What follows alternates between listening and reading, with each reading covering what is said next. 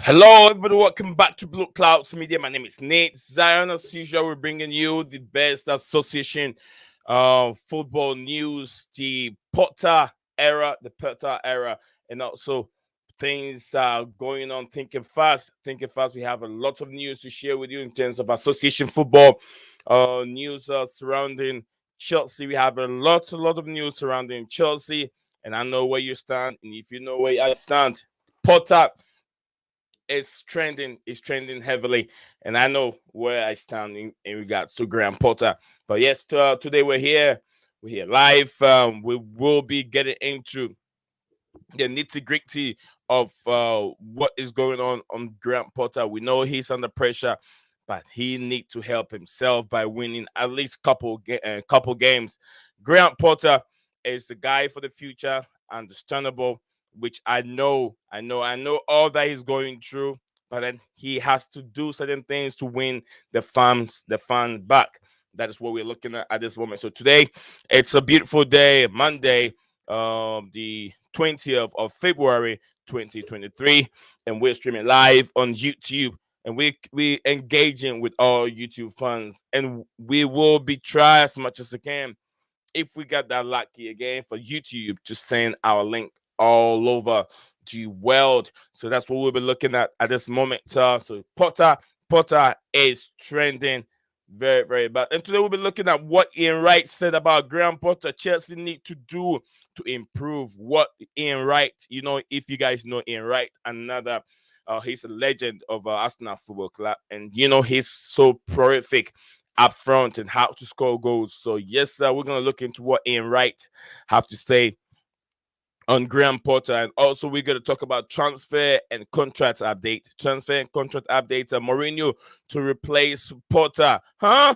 I was like, huh? Mourinho to replace Potter, and do the Blues want Mourinho back? Do the Blues want Mourinho back, or will the Blues accept Mourinho back, or will the Chelsea hierarchy accept Mourinho back? And can Mourinho work with these young players? Chukwuemeka, the Hartland Modric. Will Mourinho have the patience? Are we going to have the same Mourinho we have back in the days, 6, 7, 8 years ago? Are we going to have a different Mourinho? That is up to Mauricio Pochettino linked heavily with Chelsea Football Club. Is Zidane also interested in the job? There are lots of high profile coaches being linked with this job. I know a lot of people fancy the Hansi Flick move. Hansi Flick is not going to leave his German job and come and sit and do the Chelsea job. So that Hansi Flick job will be out of the way. Four names, four replacement. Also, people are also linking the return of Thomas Tuchel. I don't see how that can work at this moment. I don't see how that can work for Thomas Tuchel to return. The return of Thomas Tuchel at Chelsea. And also, we're going to talk about Dusan Vlahovic. Dusan Vlahovic heavily linked with Chelsea Football Club. And more updates, Christian Pulisic's situation at Chelsea at this moment. And we're also going to find out what went wrong with Edson Alvarez to Chelsea. Dusan Vlahovic. Okay, I talk about Dusan Vlahovic. More updates on Christian Pulisic, Edson Alvarez to Chelsea. Speculations last summer. We all know how heavily he was linked with the football club. What did not go right? So we'll look into that. United to sign Sabista. Manchester United to sign Sabista on permanent. Injury update. Cesar Azpilicueta share a positive news about his injury. So yeah, Ten Hag blast Man United the first half against Leicester City. Can Graham Potter? Can he be that ruthless to be able to not really throwing your team under the bus, but then be a little bit I wouldn't say upset, but then the kind of way you talk to your players, and let him get him to play football. Let him stop playing, because I've seen Ten Hag make that comment in regards to his players did not perform very well. In the first half, but then they came up in the second half and they played very, very well against Leicester City. So can Graham Potter take some of this I would like say advice from one of these coaches, or can he take some of these and implement it in his style of coaching? I know they all have different style, and I'm not saying he should go and take someone's style. You have to be who you are, And Potter is who he is at this moment. But is it working for Potter? Is it working for Potter? And I understand he has to work with players. He has to do this with players. I do understand that. But is it working for Potter? So that's where we stand at this moment. So yeah, before we get into nitty gritty of everything, I'm gonna welcome everyone on the platform. I have Phantom of Mini Topic, Phantom of Mini Pilot, Phantom at this moment. If you haven't seen his movie, his video, Phantom is learning how to fly. Yes, Phantom is learning how to fly. Go check his videos out. Phantom of Minute Topic, and also Blue Blood. Big up to you, Blue Blood. And also we have and Lord, big up to you. We got 214 people watching live on the stream. When you come on, do not forget to like the video, and then and also subscribe if it's the first time joining us on the platform. Subscribe to the platform. We are getting close to 3K. We are getting close to 3K at this moment, and in help of everyone that watches the stream nowadays. Every day when we come live, we're bringing you the best associate football news as much as we can. We got 250, 15 of us watching the stream. So yes, I think my brother here going to Butsi. I'm very hard, very difficult to say this name, but I don't want to butcher people's name. Who is Southampton? Who who is Southampton? It's one word, one H. It's other Southampton. Oh, okay. I get what the strength. This is the banter here. So yeah. Before we get into the conversation, the nitty gritty of today's topic, I'll start with this comment here.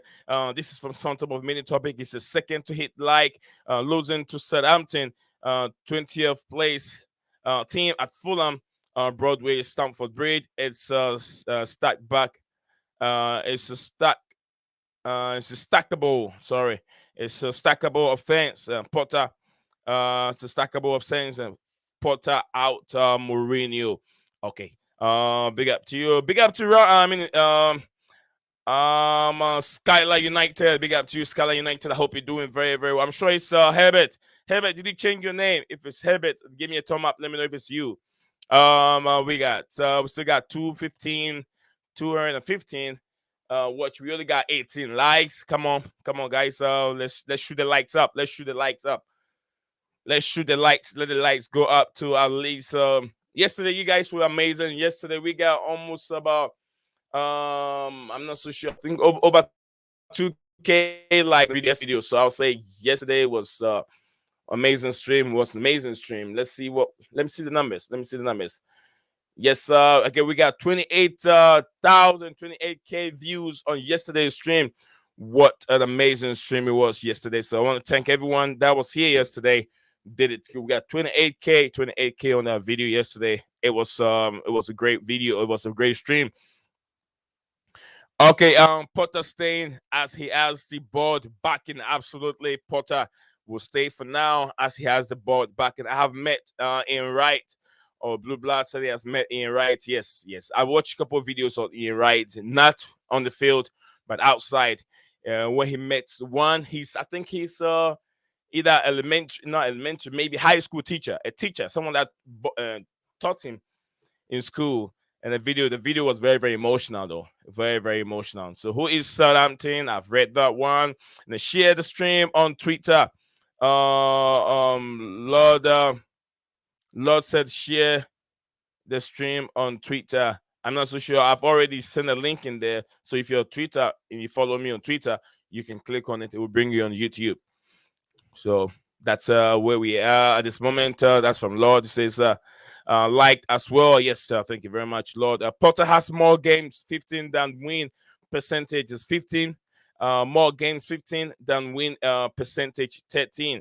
That is not good. That is not good at all. Okay, strange. I beg Ten Hag not jumping or shouting style. Absolutely. Ten Hag doesn't even jump, but then he's more proactive in terms of how he wants his players to play. That's what I'm trying to direct my my conversation too. He's more critical on directing conversation to his players if they're not doing what he's telling them to do. So that is where I'm coming from. So yeah, Skylar United says, so yeah, that's me using my second name. Absolutely, Herbert. It's been a while, Herbert. See, I've been trying to get a Manchester United fan to come and tell us what is going on at this moment with the Middle East and beat, and also Mr. Jim Ratford. I think Mr. Jim also beat. So Herbert, if you have a minute and you can come on the platform to let us know what is going on with Manchester United. I'll be very, very happy to have you on to talk about Manchester United for some few minutes if you have a time. Okay. Blue Black said I think Phantom might be lacking Hampton Wick. Well, if you haven't seen Phantom video, click on it. It'll take you to his platform. Phantom of Mini Topic is learning how to fly a jet. So yeah, Phantom is doing very, very well. I watched that video and I was very amazed with what he was trying to do. If we get a cut of money with ETH in charge, we are going right to the top.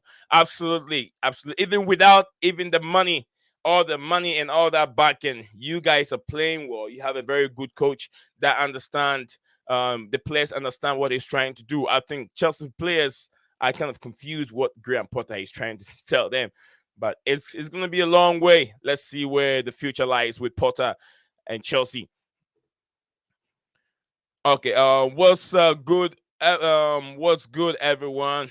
Nothing much. We're here talking about Graham Potter. Mourinho was great, but going backwards. Absolutely, that is from Go to Bucci. I think Go to Bucci.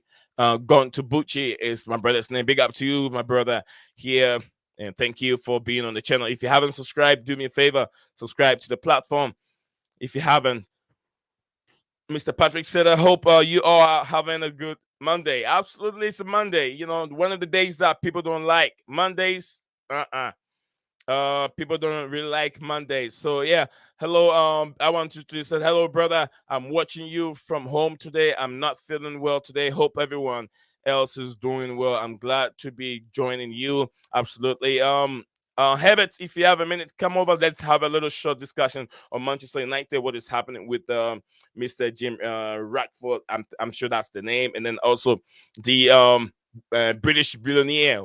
Why he was not able to pursue. I've been hearing so many things that even he can get Manchester United, but then he doesn't carry all the depth away. He was still Manchester United will still be in debt even if you buy Manchester United. So I want you to come and explain a little bit more to us, the football fans who wants to know what United are going into. So yes, big up to everyone that is here. Kevin, big up to you. I think the team is the problem.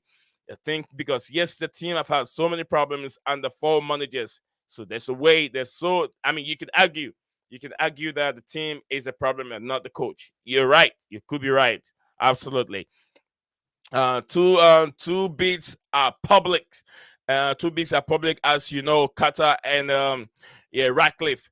The expectation is Glazers are going to make a decision before April, and most likely it will be Qatar. So why do you think? Why do you think your man, the British billionaire, cannot secure it? And it's what I'm saying. It's what I'm saying, right or wrong, in the sense that when Mr. Ratcliffe buys the club, but then he doesn't carry all the debt with him, he still leaves the club with debt. Is that the reason why he's gonna go to the Middle East instead of the British billionaire? Let us know. If like I say, if you have a minute, okay, I'll send you the link real quick. Come and explain a little bit to us whilst we are air. And we got 220 people watching the show at this moment. So beef up the likes, guys. Beef up the live. Whilst we're live, beef up the likes at this moment. Yeah. That's what I want to say. So I'm moving on. Let me get the link to her bit real quick, and then we'll move on from there.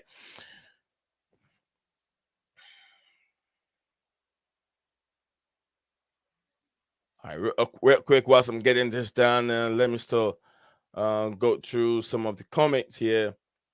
Yeah, because there's so many news going on in regards to Manchester United. I'm not so sure why Mr. Jim Ratcliffe or whatever his name is cannot secure it.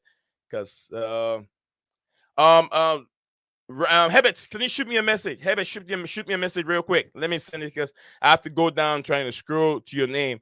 It's taking forever. So shoot me a message real quick, and when that pops up, I can definitely send you the link over there. That would make it easier for me, Herbert. If shoot me a message real quick. Okay, so we're gonna move on from there. So that's from Herbert here, and then Chelsea perspective said, "Beef up the like, people. Absolutely beef up the like." Coming from Chelsea perspective, I hope my brother you're doing very very well. There, let's run up the likes, guys. From Stephen Costi, let's run up the likes. If I was a Man United supporter, I would prefer Sir Jim Ratcliffe, Sir Jim Ratcliffe, and then Dan Carter. There's so many news coming from why people don't want the Qatarians to get it, and why people don't want why Jim is not getting it, and why people don't want Jim to get it. So there's so many news going on at this moment. So as a Manchester United fan, Herbert will have more insight of it, know more of the story, because there's so much news to follow at this moment. So whilst we have Herbert on the show, Herbert can explain why you think Jim is not getting it. So my brother here said, think the injuries and new players won't happen overnight, making the things stick together. I beg, absolutely, my brother. I understand. I understand. It might not work, but I hope it works. I hope it works soon because it's not looking good, my brother. It's not looking good. Skylar United said, "Okay, send me the link." Okay, I got it for you. Big up to you, Mr. Patrick. 28K view last stream. Absolutely, yesterday's stream was booming. Yesterday's stream, I think YouTube. Oiled my head and I was trending everywhere yesterday. Today too, we're doing very good. We got 220. I don't know where all these viewers coming from, but then they are not liking it. I'm not sure how many likes at this moment that we have on the video. Let me see here. We only have 23 likes, and that's not. Come on, it's not anywhere even 100 or 200. Come on, guys. I don't know where you're watching us from, but if you're watching us, you understand what I'm saying. I said, please drop a like on the video. Drop a like on the video whilst you're watching. You're still watching, drop a like on the video. If you are watching, drop a like on the video. Let's get it. 28 views. Yes, 28K views yesterday was a plus. It was a plus. Nick check group chat. Okay, absolutely. I'll check it right now for you. Oh, Mr. Herbert, welcome to the stream. Yeah, thanks for having me. Obviously, It's you all wanted to know about the the bidding process and what's going on and who is going to take over United. So as I yeah. mentioned, at the moment, only two bidders have made their bids public because there was a soft deadline last Friday, and Sir Jim Ratcliffe Hmm. and the Qatar guys, the Middle East people, they have made it they have expressed their interest and they have put in bids. So the Qatar people, they are from. He is the Prime Minister's son. I think that's his relation, and he's a United fan as well. He did his studying from I think from England only, and he has got some stakes in other sports in England. So he's well versed with the English culture. So he has put a bid of 5 billion, $5 billion dollars, and Sir Jim Ratcliffe has got the bid for 4 billion. And at the moment, obviously, if you look at the money, the Qatar people, I mean, the Glazers don't care. They don't care who gets the credit. They just want who writes the biggest check. So at the moment, the Qatar people are obviously on the leading base, but they are expected to be more bids by this month. So it's not you cannot say that the Qatar people will take over. But yeah, that's the thing. But as I said, a decision will be made by Easter. That's what they have said, like the Easter time, which is like around first week of April. So I think that by that time Okay. we will have most likely have our owners.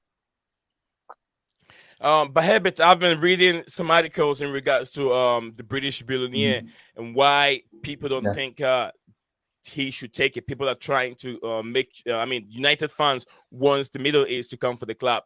According to what I Yeah. read, if the British billionaire go in for Manchester United, they will still Mhm. be debt with the club. Is that what it is? No, no, no. Both of them, the Glazers actually they have 64%, the majority share of United. So both the bids are Well, sorry, you encapsulating went out. the full ownership. Hold on. Yeah. Herbert, you went out for a second, so we didn't get that figure. Can you repeat that Okay, again? okay.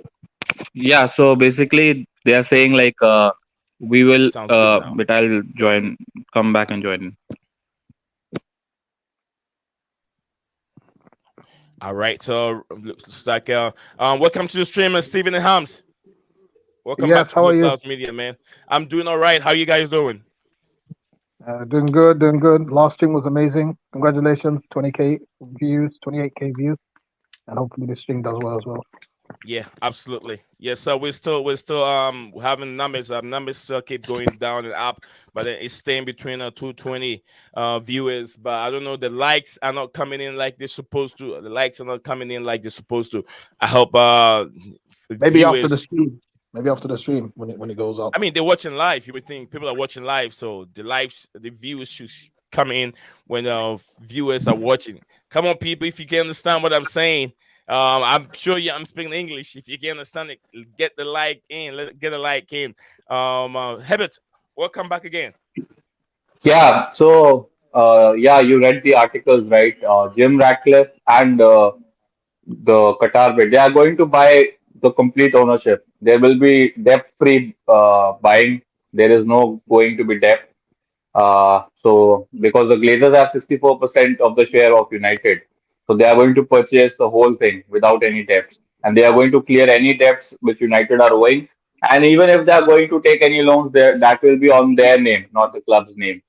So that's the thing. And the Qatar people, they don't want to take any loans because they're obviously so rich. But Jim Ratcliffe, he has told, or he's making it public that whatever investment he's going to put in United, it will most likely be coming on loans. So that's why we don't want him, because he's got the money to buy the club, but he hasn't got enough to invest in the club.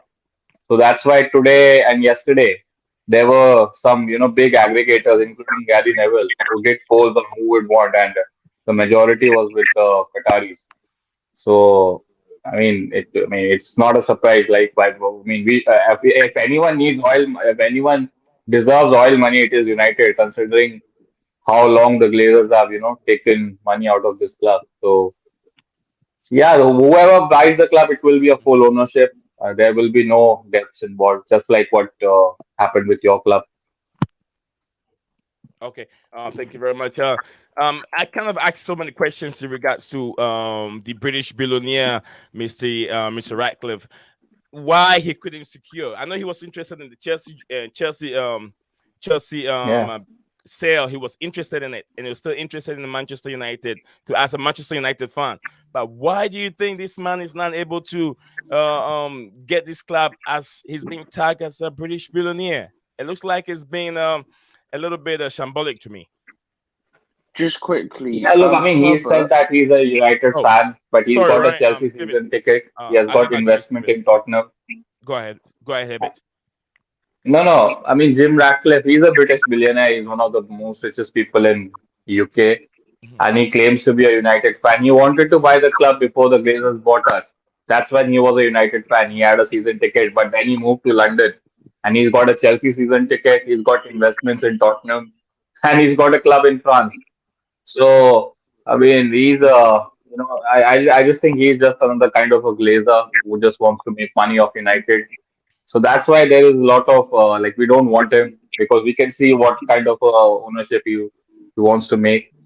And about the only people who want Ratcliffe are these people who are season ticket holders at United, who basically want you know people who look like them and talk like them, and they don't have the Middle East money. So, but look, man, yesterday Gary Neville conducted a poll, and 71% of people want the Middle Eastern money.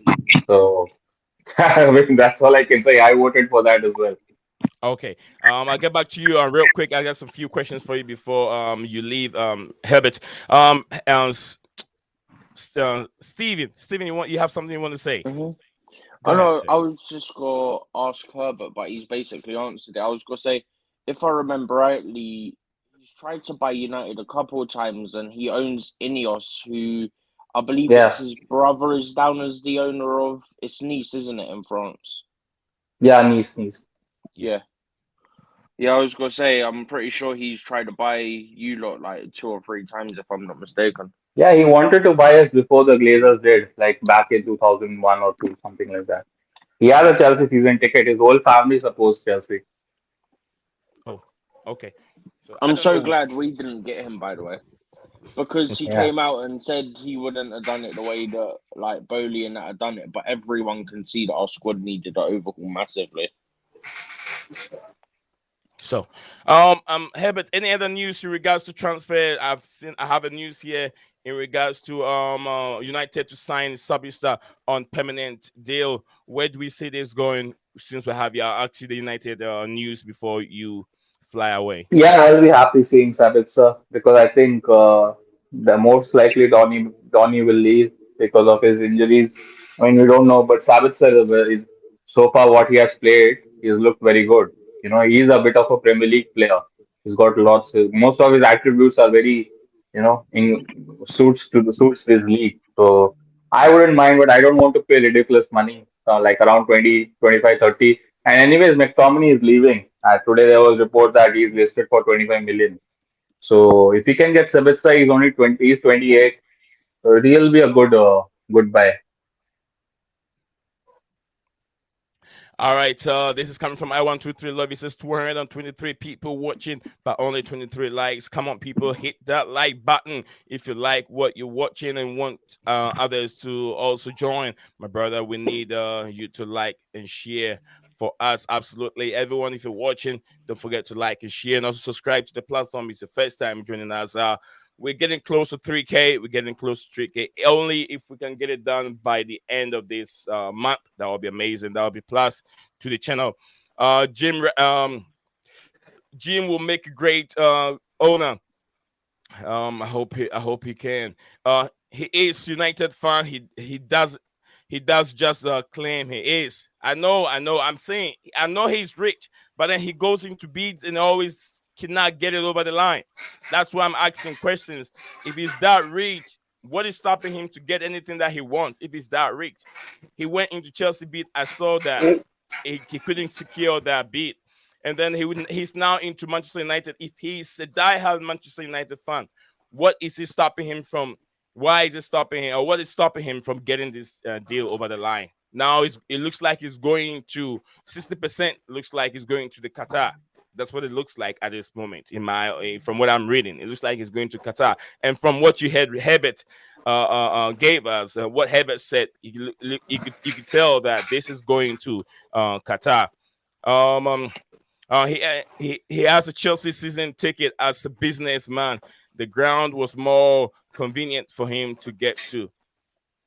Absolutely. Okay, he does not just claim he is from blue blood. I understand, but I know you understand where I'm also coming from. You know, if rich people they talk when they talk, they do it. They walk, they talk. You get what I'm saying? When they talk, it happens. So that's where I'm coming from. Big up to you, Metal Face Doom. Big up to you, brother. It's been nice to see you again. He tried to buy Chelsea. I recall he had wonders at Manchester United. I don't know if he can get it, but I would be happy if he gets it. But some United fans do not want him to get it. Just like you can hear Manchester United fan Herbert. Herbert, any more news you want to share with us? No, so I'm going to ask you, where, as a neutral fan, where do you stand on this trending news? Graham Potter out of the Chelsea Football Club. Where do you stand in regards to that?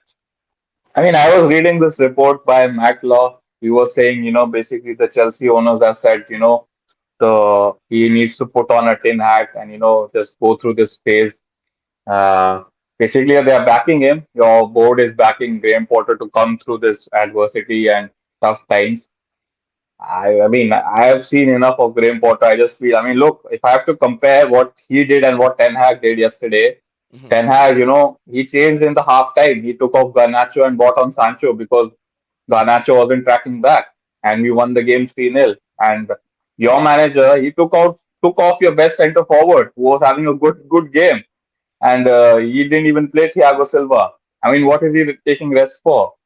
I mean, same goes for these James. So I don't think he's the guy. I think you need someone with a bigger character. I don't think your players respect him. So it's not about Potter out. I just feel sorry for him, man, because this Chelsea is a very different club. It's a very unique club. They will give you all the tools to succeed, but if you don't, I mean, you will be booted out. I don't think that culture has changed, despite Todd Bowley coming in. So I mean, that's my basic thoughts. I don't know. I am seeing lots of anger towards Potter. I saw lots of fan channels. They just want Potter out. I think they have had enough of him. I mentioned you in the comments. 13% win percentage, 2 wins in 15 games. I mean, that's not good enough, man. I mean, what do you make of it? Okay. What we to me, I said I've given Potter to the end of the season, but from what you're Mhm. just saying, it's coming from a different angle.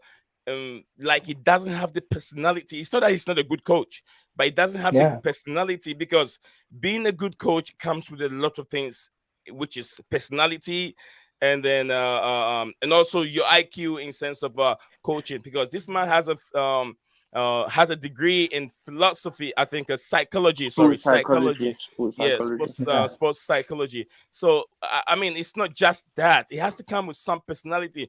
Because we cannot say that Antonio Conte is the best coach ever on this world, but then that personality that he has on the dugout make the players do what he wants them to do. We know he's not been that great at Tottenham, but then still look at where they are. They blow hot and cold, but look at where they are at this moment. Their personality, Antonio Conte on the bench alone moves the players. That is what we are looking for. So from what you're saying that the players doesn't respect him that much, or they don't think that this man he has the gut to be able to take us anywhere, or are the players confused? Those are one of the questions that we're all asking ourselves. But I know I want to give Potter to the end of the season and see, hey, is this guy the guy or not? That's when I'll come in with where I stand with Graham Potter. But I know what he's also going through, and I feel bad for him too because I know he's a good coach. He's proven from Brighton, but then also we get to look into when he was at Brighton, his winning ratio. I was told it's like 25 or 28% ratio, which is not good either. So that's where we find ourselves at this moment. Let me welcome my brother Ryan. Ryan, welcome to the stream, brother. Thank you very much, Nazan. Thanks for to be here, and sorry I've not participated much in the past week, as you know, for some personal reasons. And first and foremost, I just want to send my thoughts, prayers to Cesar Azpilicueta. I'm not a Chelsea fan, but at the end of the day, I'm a football fan and I'm a human being. And to see what he went through on the pitch, losing consciousness, it was just harrowing and terrible, those scenes. So I'm glad to see the positive update Potter and I think Aspilicueta also gave on social media that he's conscious and in a recovery phase right now. So yeah, thoughts and prayers to him. Okay, thank you very much, Mr. Ryan, and thank you for joining us again. I know what you're going through. I hope that you go through it easily. You know what I'm talking about. So, big up to you, Julius Amoa. I'm sure Julius Amoa, big up to you. I hope you're doing very, very well. Big up to my brother Chelsea Perspective, and also the comments that are just coming in. Let me take them real quick. I'm letting my brother Herbert talk because probably I wouldn't have him for that long. So if Hams and my brother Steven and Ryan, you guys know what I mean, right?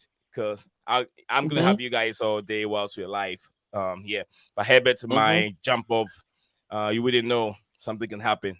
Yeah, I'll Yeah, just jump off because yeah, it's 1 a.m. here. And I, absolutely. I was And just reading this comment which said, I mean, this comment in your section said, like, Ten Hag hasn't got 14 new signings and 17 new injuries to cope with. Someone in the comment put. I mean, to that I'll say, I mean, we are in four competitions. We are the only English club to be in, still in four cups. And we haven't had Casemiro for the last three games, and Eriksen is out. That's why what's a bit in.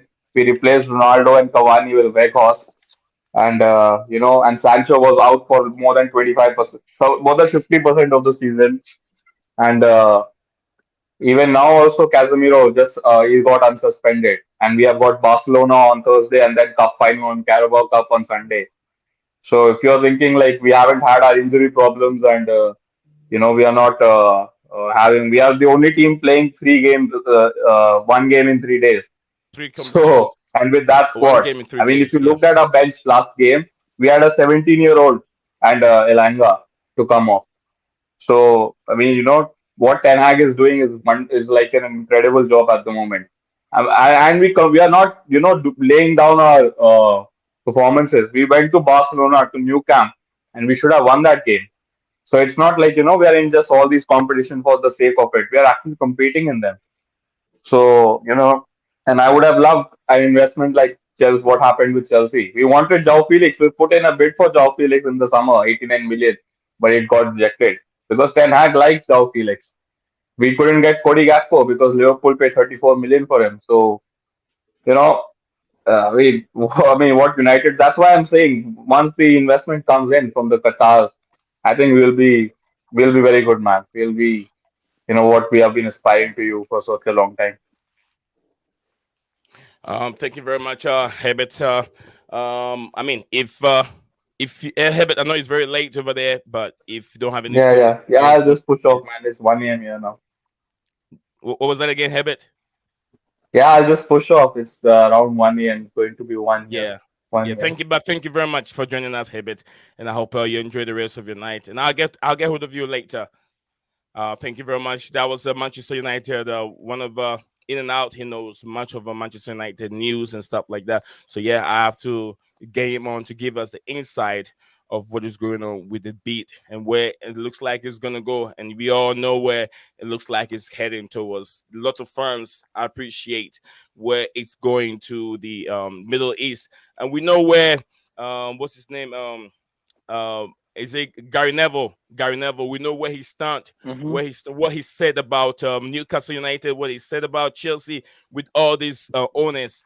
We know where he stand. Now we want to see what Trust me, he's going to watch his say if tune he goes to change. Middle East. Watch. His tune's got to change now. His what? His tune's got to change now. He's got to be all for it. 100%. Yeah, And yeah, then if they definitely. come in and they spend big, it won't be, oh, they're playing football manager. It'll be, oh, it's great investment for the club. You know, they're getting the right profiles of players in and all this rubbish. Okay, we were getting right profile in. You need to pay a premium in January. That's all it is. Absolutely. Yes, when you criticize, when it's not your turn, when all your money is in and the club is benefiting, you just have to know what you say. But now we're gonna see what Gary Neville will say. Brian, no, let me go to Hams. Hams Master. Hams. Yes, how I'll are go to you? Hams. Yeah, since Hams came on before Ryan. Hams, the comments, please. I'll get to the comments real quick. I'll get to the comments real quick. Real quick. So I think I have Tari Mac Norman. I'm just saying the names that I haven't seen on the platform. So yeah, I'll get back to the comment real quick, please. So don't think I'm ignoring. You guys know I'll never ignore the comment. So yes, guys, if you're just joining us, you haven't have a like on the video. Yes, please go ahead and put a like on the video. We've seen new faces on the platform. Potter is is is a space manager where this leaves investment and no pressure, less investment and no pressure. He's a space manager. Okay, coming from Mr. Herbert who just left the platform. So yes, all right, hold on. Hams, hold on there. Hold on a bit. A bit. Hold on a minute, please. Only if I can talk today. Blue Blood said he joined the Chelsea bid late after they they should have all been submitted at least he has come to the table earlier this time. Okay, in regards to the bid for Manchester United, Ten Hag has had 14 new signings or Hasn't had. 17 He's not had hasn't to deal had with it. 14 new signings, 17 injuries. Yeah, just like Ryan was just saying, they're playing in three competitions, 3 games in a week. That is a lot. That is a lot compared to. I mean, someone can also argue that he's had a whole season. But then my brother Chelsea perspective comment, I really love that comment. I want to get into it. What personality did Hindink have? Gus Hindik probably. Just let's look at this. Is Potter a good coach? Yes, he is a good coach. But is he a good tactician? I don't think so. There's two things involved. You see, there's a difference between tactician and the coach. There's different two things together. So just like you said, what's his name again? Um, I think Gus Hindick. Yeah, Gus Hindick. I think he took the Chelsea job when I think Mourinho was fired. Gus Hindick have proven that he doesn't have that charisma on the bench. He doesn't jump around, but his tactics really work. He had experienced players. He has crop of players that he worked with. But like I said, Potter also need time to work with players. But then, why are we not seeing the end result?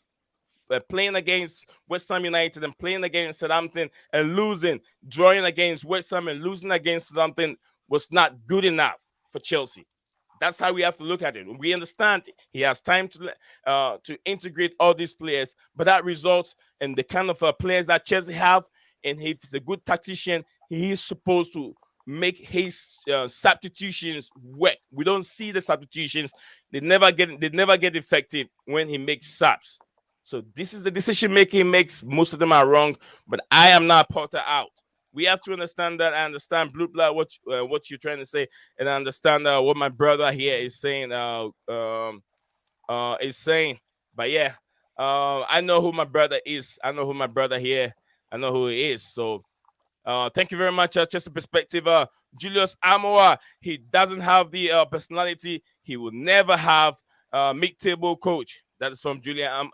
That's how Julius Amoa sees him. Big up to you, Julius, and I hope all Ghanaians are doing very, very well because I can see the name and I know where you're coming from.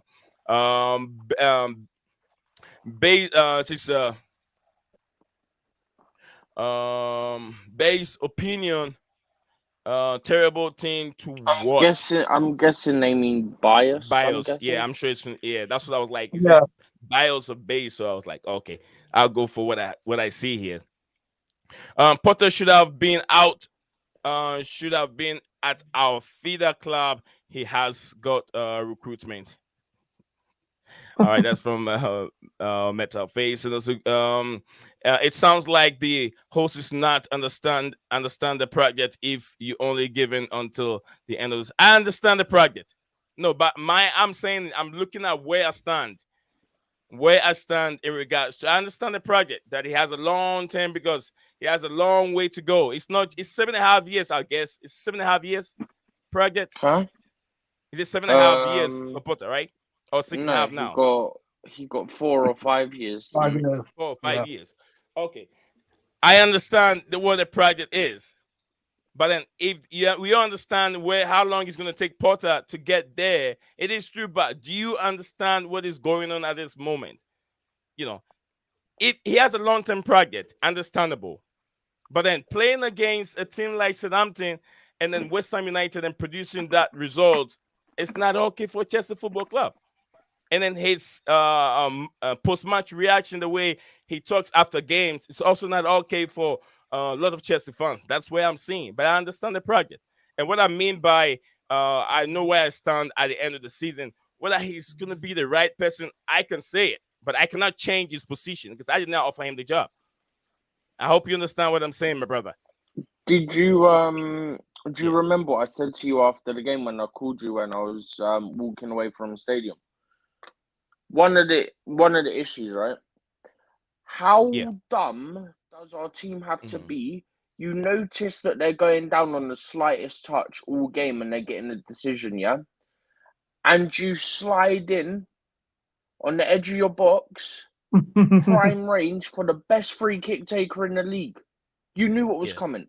We gave away free kick. I went, oh, it's Ward Prowse. Well, you know what's coming now. You might as well give I a literally penalty. said that. You might as well give a penalty. For real. What's coming. I literally said it to people around me. I went, oh, it's Ward Prowse. You know what's Hams. coming. Best free kick taker. Yeah. Hams. Hams. Yeah. Hams. Can you hear me? Where do you stand? I can hear you now. Where do you stand? Well, to be honest, I'm I'm out of patience. To be honest, I'm out of patience. Um, Uh, it's Go ahead. it's a very hard situation that we're in right now. It's not healthy for Chelsea fans to watch these games. But my the situation I'm suggesting that for most of the fans, that in the ground as well, they're turning their back on Potter because they had enough. I've seen people on the ground complaining all this stuff, and I don't blame them. Um, but kudos to the people who are Potter in because they are patient. They can cope with the things that are going on. But where I stand is I'm gonna have to be Potter out because based on I don't see any football that is going on in our club like proper uh good performances. Only in probably like some games, but I want to see in at least most of the games, not all of the games, but most of the games. I know we can have bad performances, but these things happen. But we want to see our team perform more than we not perform. That's the main thing. So for now, I'll say yeah. I'm Potter out. Lord said that Grant Potter sound like a supply teacher where where ties no sitting plan, no sitting plan in the class. That's what you're witnessing in the club. No plan, no passion. Coming from Lord. Just for Potter, I will leave Chelsea after. Oh my goodness. Big That's up to fake you, fan. Mr. Mark Norman. Big up to you, Mr. Mark Norman.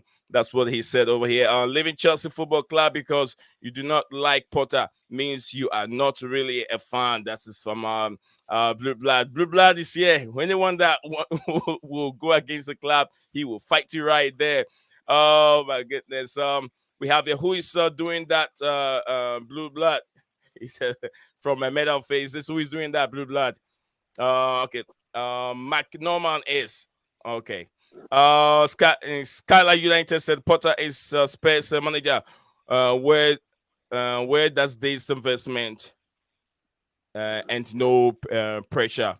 Okay, we know how we know how it is in Tottenham Hotspur. So Blue Blood, big up coming from Church's perspective. And then a question from Metal Face. Okay. Should be seeing at least 100 likes now, guys. We should be seeing at least 100 likes now. I don't know what is going on, but we still got viewers anyway. Viewers I think must be both. Scala United, Ajax were selling club. So how do you rate Ten Hag? That is from if Herbert is watching, I'm sure he's watching. Julius Amoa, big up, brother. Big up to you, Julius Amoa. Guys, let me do this whilst we still have the numbers here. My brother over here, Chelsea Perspective. If you don't know him that much, another great content creator. He's a great Chelsea fan. He does a lot of content also for Chelsea. You can check him out here. He's you can see by his name right there, Chelsea Perspective. He's got 3 dots on his name in the comment section below. If you click on those 3 dots, it will take you right to his platform and subscribe. But do not tell him I sent you. Do not tell him I sent you, but subscribe to the platform and do not tell him I sent you. I'm going the opposite way how he said his. So yeah. Okay, Chelsea Perspective, big up to you, brother. Many other managers have said Potter is good tactician.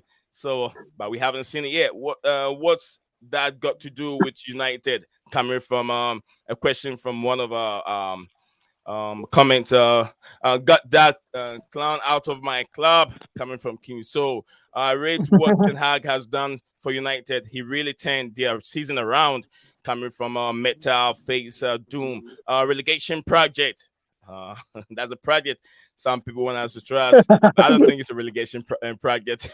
Kim so said that. Ten Hag is class. Ten Hag is class.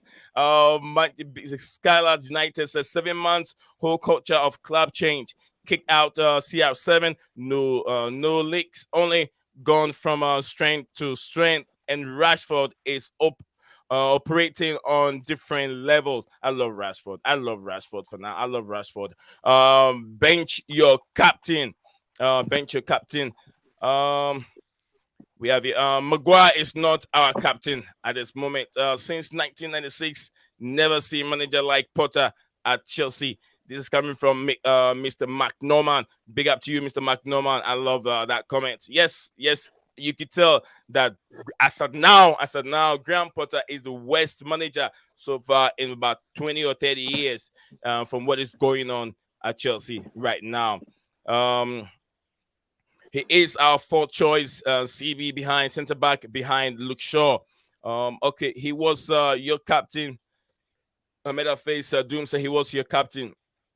Gazer. Yeah, Oli needs to be sent to jail for giving him that armband from Ole Gunnar Solskjaer. Don't disrespect the fraud coming from Fridge. Meta face.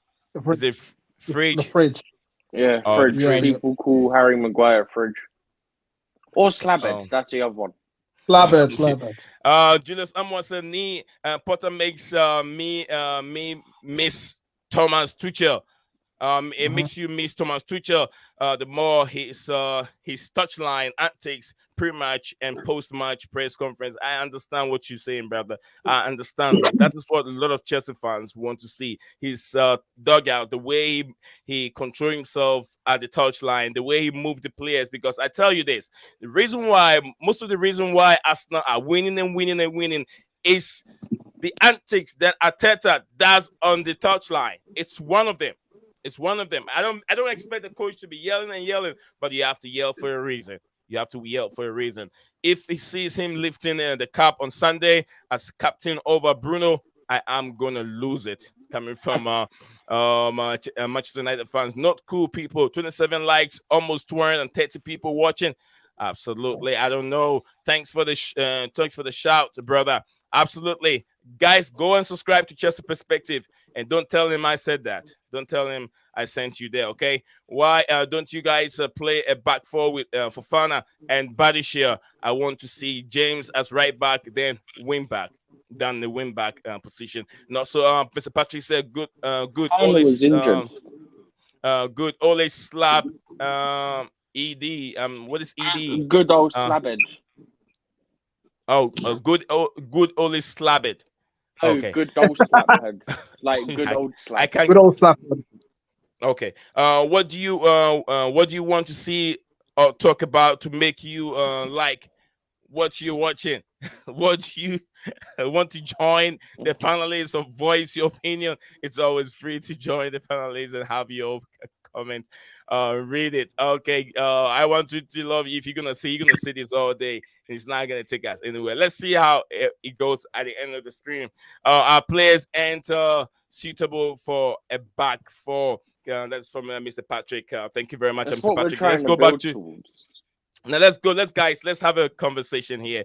Mr. Patrick said again, our players. Okay, that just read that. So, guys, let's have a conversation with Ryan, Steven, Herbert. Let's have a conversation on what we have before I go to Herbert. my Is Herbert back? content.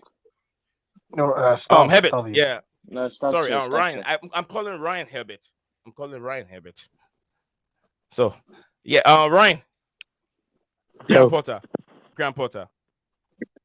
Oh, yep. I've listened to everything the panelists and your good self have said, and yeah, the way I look at this, there's facts and there's circumstances. So the facts are Potter's current run is the worst of any Chelsea manager in the last 11 years. I think that's what I read earlier today. You've got what, 2 wins, I think it is, in the last 11 matches. You're sitting 10th in the Premier League. You're just coming off a loss against the rock bottom side in the league.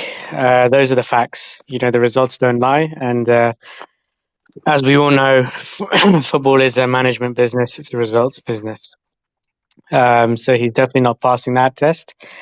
However, Oh, forgot. Steven Foley, is here. the new ownership, they very much view him as a long-term appointment, and they have repeated the same narrative today that you know, his job is not at any risk, and they're giving him sufficient time, which I think is fair because, you know, you're going through a massive rebuild. You've invested 600 plus million pounds. You've got all these new players. It's going to take time to gel, no doubt about it. Okay. So I would say, you know, we were discussing this a few weeks ago, and I was leaning more on the side of maybe being critical of Potter and the results certainly haven't been good enough. However, I'm actually leaning the other way now. Because I'm just thinking bigger picture. He definitely needs time, and I think he needs a lot of time. I still have question marks about whether he can motivate the players. Stephen posted this video on our internal Discord, and I know Chelsea tweeted it as well. I think it was before the Southampton game, Yeah, it where was when Aspilicueta, Aspi was yeah, trying to get him up for it coming out for the pre-match warm-up. exactly. And let's just say the players didn't look very motivated. Um, the body language was But worrying. then you could also make the Why? argument, just quick, you can Why make did the why argument did on Yeah. that William? that hmm? Were you all expecting them to be hugging each other, right? Holding hands and to come out jumping up and down. They were going out for I the was gonna come back they to were you, going out for Stav. the warm up. They were going out for the warm up. What did people expect? Half of them hardly know each other. It If they just had, wasn't if you had, optics wise. It wasn't a good look, and I don't think the Chelsea yeah, person the running optics, your social media admin should have posted it. I think it's just like bait and like just it shouldn't have Directly been to him. posted. I don't think. Yeah, it's not a good look. So Stav, welcome to the stream. I was gonna get back to you real quick, but you already jumped in. So yeah. Stav, welcome to the stream again. I hope you're doing very well. What do you have for us, sir, in regards to what we got going on? I mean, pressure on your boss, Graham Potter, and also a lot of coaches are highly linked with the job, and we know where we all stand. I know those are just clickbait in regards to coaches like Mauricio Pochettino, Zinedine Zidane, Mourinho is fancy the return to Chelsea again. I know where you stand. So, what do you have? What do you have for us in regards to the pressure on Graham Potter, Stabby? well, I've just been reading on the Facebook group that I Yes, run. sir. Somebody's posted something. I was just reading it, right? That there were actually fitness issues with some of the players he left out, right? So people start commenting. I did it as well.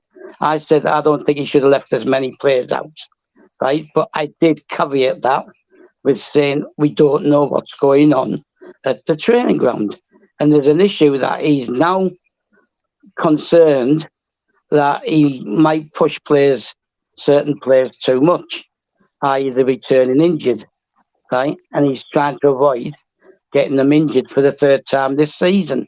Okay, the one I understood the least was Silver, right? But apparently, the medical departments made the recommendations that certain players shouldn't play, right? So all this knee-jerk reaction all the time, right, from people who don't know what's going on at the club, right, or down at Cobham.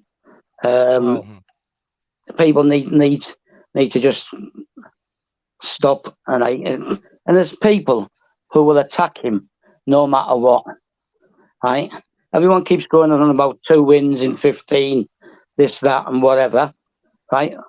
How many defeats is it in the last 6 games? One. One win and 4 draws, I think it is. And three or four clean sheets, right? And Are I'm you not counting. Stav? Are I'm you not defending? counting Are you Dortmund. defending the results? Are you defending the results? What do you want me to do? No one's defending it.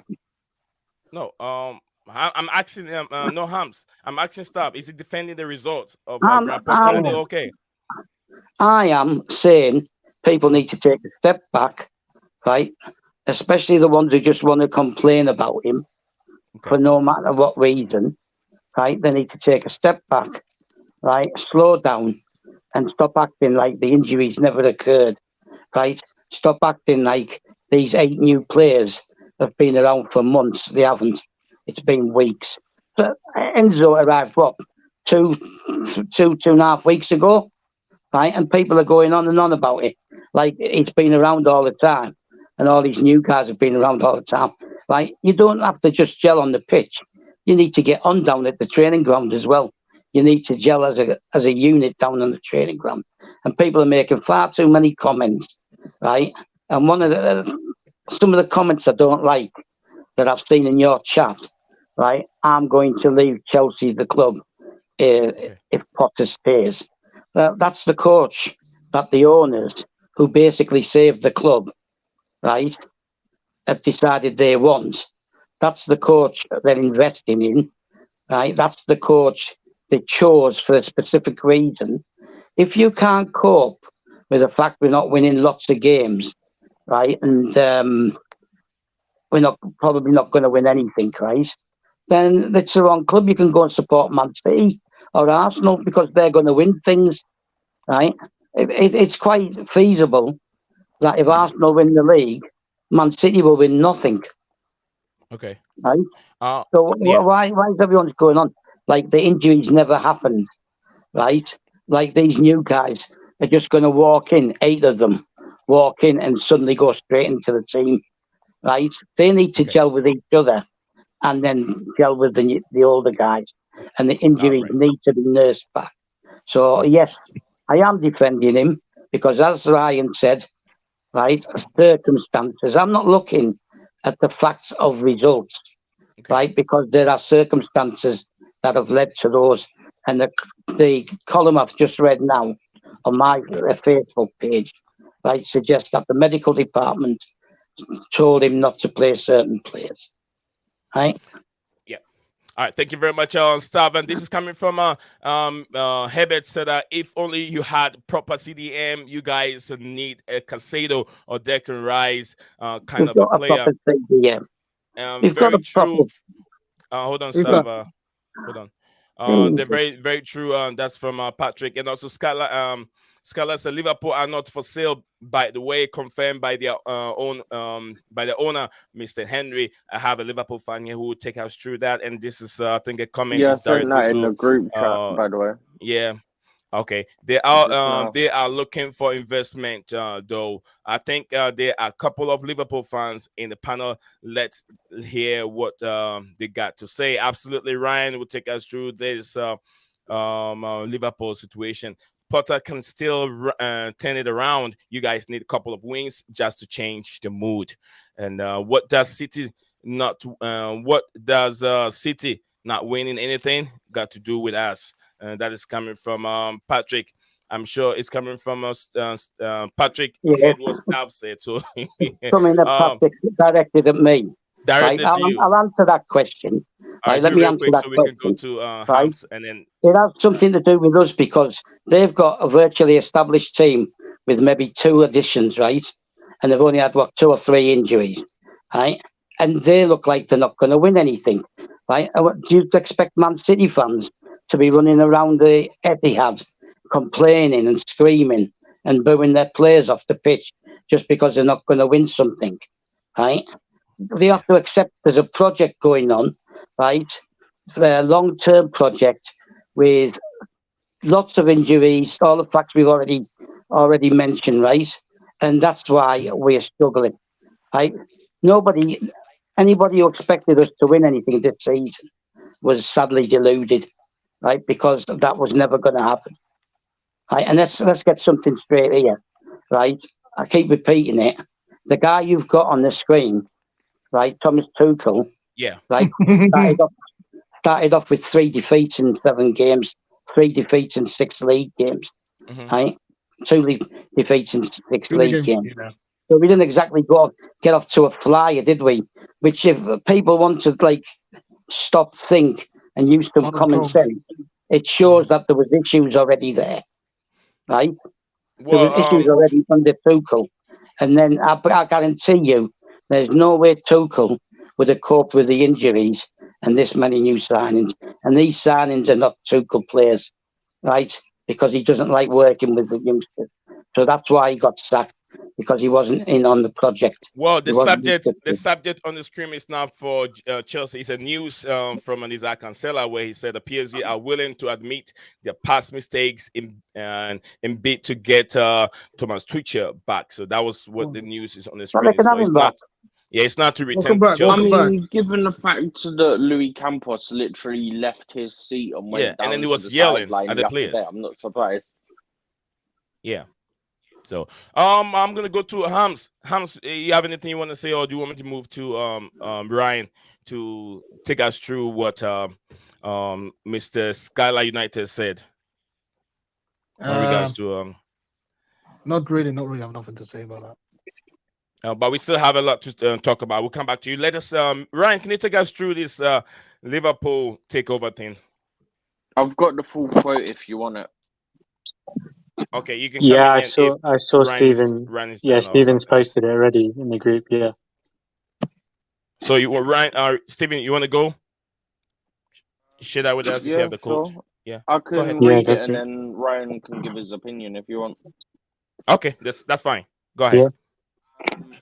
So it says, speaking to Boston Sports Journal, Henry said, "Yes, I know there's been a lot of conversation and quotes about Liverpool Football Club, but I keep to the facts. We merely formalised an ongoing process. Will we be in England forever? No. Are we selling Liverpool? No. Are we talking with investors about Liverpool? Yes. Will something happen there? I believe so, but it won't be a sale. Have we sold anything in the past 20 plus years?" That's all All they right. had to it. Was it ended with, have they sold anything in the past 20 years? Ryan. Yeah, I mean, I am not surprised that they've kind of clarified. John Henry's and FSG have clarified their stance here. I wasn't expecting them to, sell uh, their stake entirely in the club. You got to remember they bought Liverpool, I think, for something like £300 million. Back in, I think, 2010, and the club's probably worth like 10 times that now today. So yeah, it would be very profitable for them when they do come to selling it. And then obviously there's the current climate with rumours that Tottenham could be for sale and the Man United bidding process happening right now. So it's very much a topical thing, but uh, yeah, like Stephen said, they don't want to relinquish their kind of voting rights and their full control of the club, but they are soliciting a new investment, and the club needs new investment definitely. We need to secure the signing of Jude Bellingham, which is going to cost 100+ million in the summer, and I think we need to make probably five signings, 5 or 6 signings across the next 2 transfer windows. So investment Yeah. is most definitely needed. All right. The investment, yeah, most definitely needed. As we've seen also. I think Steven is back again. Okay. So we're gonna move on from there. I think Ryan has taken us through what's going on at Liverpool, and Liverpool are not for sale anymore. It's not up for sale. So yeah, we're gonna move on from there. Let's get into the main topic here. As I have Ian Wright on what Chelsea need to do to improve, and this is what Ian Wright have to say. Ian Wright, VI, I think to up to sports, we are seeing chances created, and people missing them. That's obviously what Chelsea have to work on. So chances are being created, the team is missing it. A lot of players are missing those chances. Ian Wright said, so I've read what it said. So we're gonna go into the transfer. I don't think this. You guys want to say anything in regards to what Ian Wright said, or we just have to move on from there. I don't know if you read it out or not. I had to rejoin because my thing completely went. What did you say? I don't know if you read it out. I've not seen it. I don't know if you read it out or not. I had to rejoin because my connection completely went. Oh, okay, okay. So, all right. So, Mourinho, we have Mourinho. Stav, are you there? Oh, Stav is there. Okay. Um,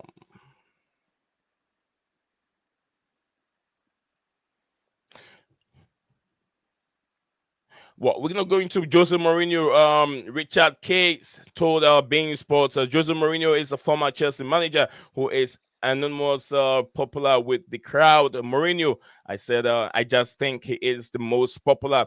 I think appointment that Bowling need to make. Do you guys agree with Jose Mourinho coming returning to the football club? Steven, Jose Is back. that? Jose Mourinho, you want I him hope back? not. No, I Well, really don't. let me put all this together. Jose Mourinho, Mauricio Pochettino link with Chelsea, which also it says the ex Tottenham boss Mauricio Pochettino on Chelsea shortlist to replace Graham Potter. We know Hans Flick cannot be there. Four names replacement, which is Mauricio Pochettino, Luis Enrique, Zinedine Zidane, Diego Simeone. So, guys, if you have to go for any of these coaches, who are we going in for?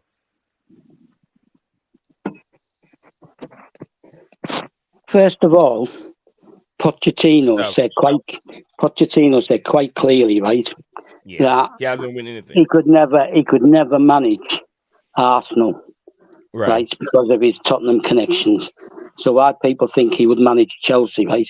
If he's going to manage Chelsea, it's because he's desperate for work, right? And I don't want someone like that, right? So that's him. Zidane and Enrique are not project managers, right? So let's get them out of the way. As for Mourinho, he's past his best. I love the guy, right? For the first time he was at Chelsea, right, 2004, right up to 2007, right, I went to every game bar one in Moscow, right, that he was coach of, right? And yeah, and I loved his antics. I loved the way he battled the media and officials and stuff like that, right? But that's not why we won things. It's not Mhm. why we won things. It's because of the way, right, he organised the team. But the team was already there, right, and he just tweaked it with 4 or 5 signings. The team was Ranieri's, but Ranieri couldn't win anything with it, right? So all this jumping up and down on the touchline, right, I just can't understand it, right, why people feel the need. Gus Hiddink won the FA Cup and was robbed of a Champions League final by a Norwegian elk farmer referee, right, who denied us 4 penalties, right, if not 5. And he still didn't get angry. You still didn't see him jumping up and down on the touchline. You still didn't see him get shouting at a press conference, right? And he had to defend Drogba, who lost his temper on the pitch. So all this is jumping up and down and this nonsense, right? Avon Grant didn't jump up and down, and he got to 2 finals and he finished third or second in the league, right? But he blew it. He blew 2 finals, which Mourinho would have won, right? Yeah, all this jumping up and down. Glenn Hoddle wasn't somebody who was like bad tempered or jumping up and down or going crazy, right? And you didn't see Roberto Di Matteo complaining. Yeah, he celebrated when Torres scored at Barcelona, right? And after the final and things, but he wasn't aggressive on the touchline, right? All these people saying, and Carlo Ancelotti never gets aggressive, not on the touchline, right? Not in press conferences, and If even Stav, I'm not catching off. I know they didn't get aggressive, but look at two things between a coach and then tacticians. You could tell Carlo Ancelotti tactics work. The players buy into what he's trying to teach them in terms of tactics, and also the same thing how with Gus Hindings. So what is going on with how Graham Potter? I know how he's not that kind of a coach that will be you know, jumping around and shopping around. hang on a minute, right? How do you expect him, right, to get his tactics over to the players, right? When virtually every game from October onwards, he was losing players to injury and having to restructure the team, right? And that's why he's made the most changes. Nobody ever notices or mentions the injuries, right? 17 out of But 24. but Stav, But what? but You asked Stav, me for an answer, and I'm trying to give it to you, and now you're interrupting me again. You cannot get over your philosophy, right? When you have players injured, when you have players going away, right? International duty in the World Cup. When we finished in the beginning of November, right? We had 20 players who were not available to him. How do you coach them? How do you get your philosophy over to them? How can you get your tactics over to them and understand, right? So all this, oh, he's not good tactically, he's not this, he's not that, right? How do you know? How do you know? Because we've How seen do it. people know? We've You've seen seen it. what? You see, I'm saying something, Nee, and it's going in one ear and out the other, right? What you've seen, right, is a badly uh, messed up squad, right, who constantly have players out, right, yeah, injured, and then you've seen 8 new players coming in, and what are you expecting? What are you expecting? He picks a team, and then you lose Chilwell and you lose Reece James, right? And then you lost even Koulibaly missed 3 games, right, with a back injury, right? Kovacic, it's the third time he's been injured this season, right? How do you get that over? And don't you understand? If you're playing 3 games a week, you're preparing for the opponent, right? That's what you're doing. You don't have the time. Like the time between Liverpool and Fulham, I think it was the second game, right? And this week, are the first times he's had real time to work with his squad, right? And everybody is just jumping down his throat. This was a long-term project. We knew that from day one. Bowley made that clear from day one, right? How do you expect him to get his ideas and tactics over, right, when he's got players in and out? Injured players, right, are getting rehab treatment and stuff like that. They don't train with the first team coach and the first team squad, right? So during December, he had the sum total of 4 players from the first team squad and Amanda Broja from the B list, right, plus Hutchinson and people like that.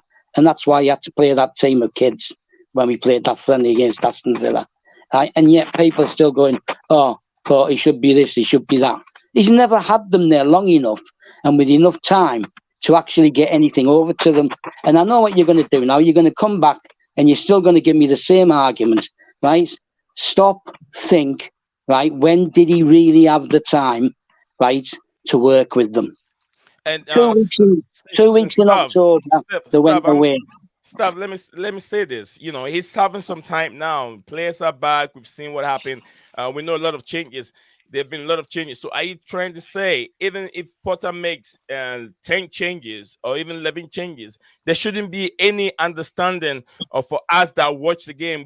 There should be a way that we should see how Potter is trying to play, even though he hasn't he doesn't have the right personnel. We saw what he did with an inexperienced team at Brighton. So why is he not doing the same thing here at Chelsea?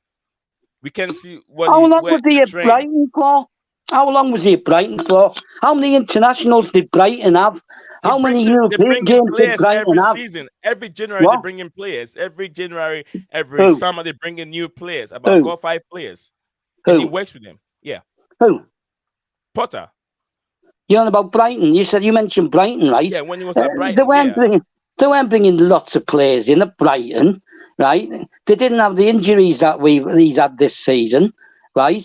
They didn't have European football, and they hardly had any I'm internationals not talking about the going off. injuries. Stuff. I'm not talking about the injuries. I'm It's not talking sinking in, about is it?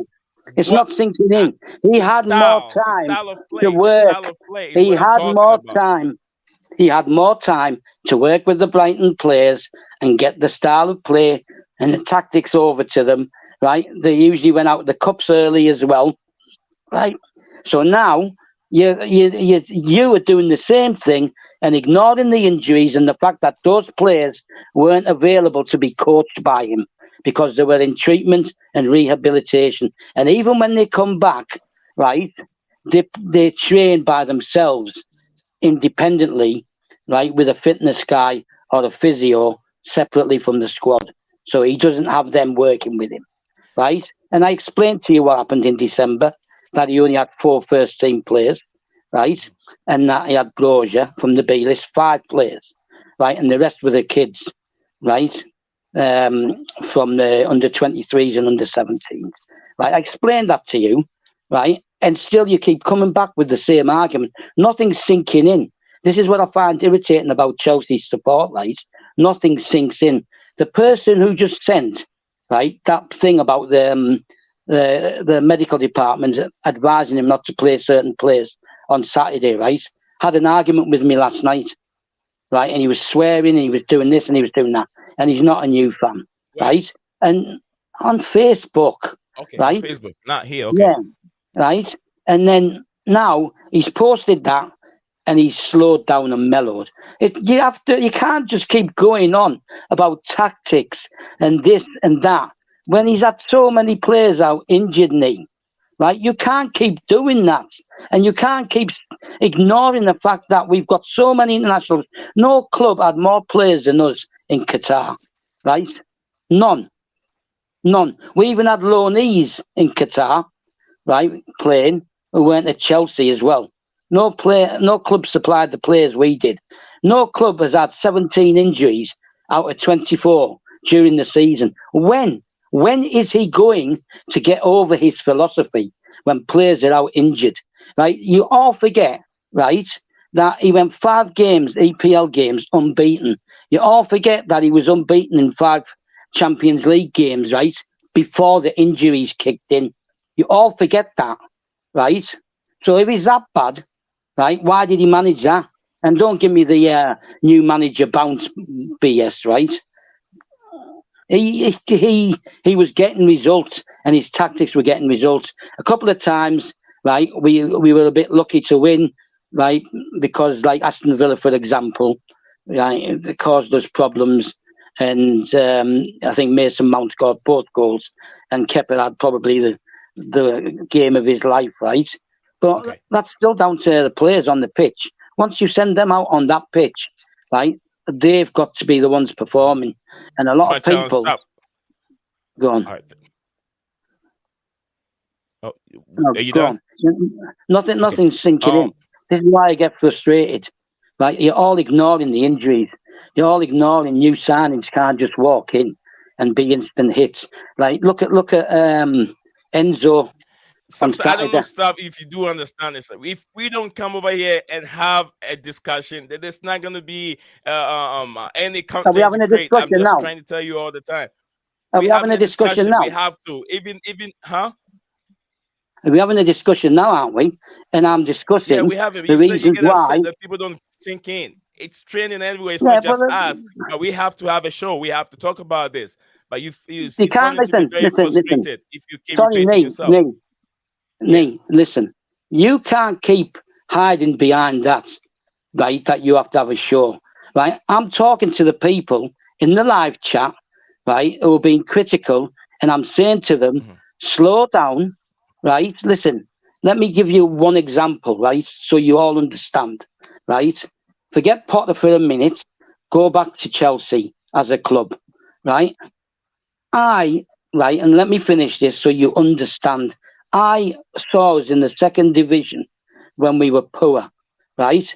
Nobody ever criticised the players except for the odd one or two, right? And nobody criticised the managers, right? Even when we were in Division Yes, Two, we because were there was no taking. hope anywhere. There was no hope anywhere for Chelsea at that time. So Well, there's where no do you hope go? now, Up is or there? down, you still There's stay at the no same hope at place. the moment now, is Yeah, there? there is hope. Because both, There is no, hope. there You isn't. have No, world there class. isn't You have because, tons of world but class no, players. You have good no, players, and you should you're get a tune ignoring out of it these again. players. It's not You're getting the doing it tune out of again. players. You're doing it again. You're ignoring the Yeah, go injuries. ahead. You're ignoring the new signings. You're doing it again, right? You're doing it again. I told you, right? Liverpool Listen, have I many was on another injuries too. Liverpool platform.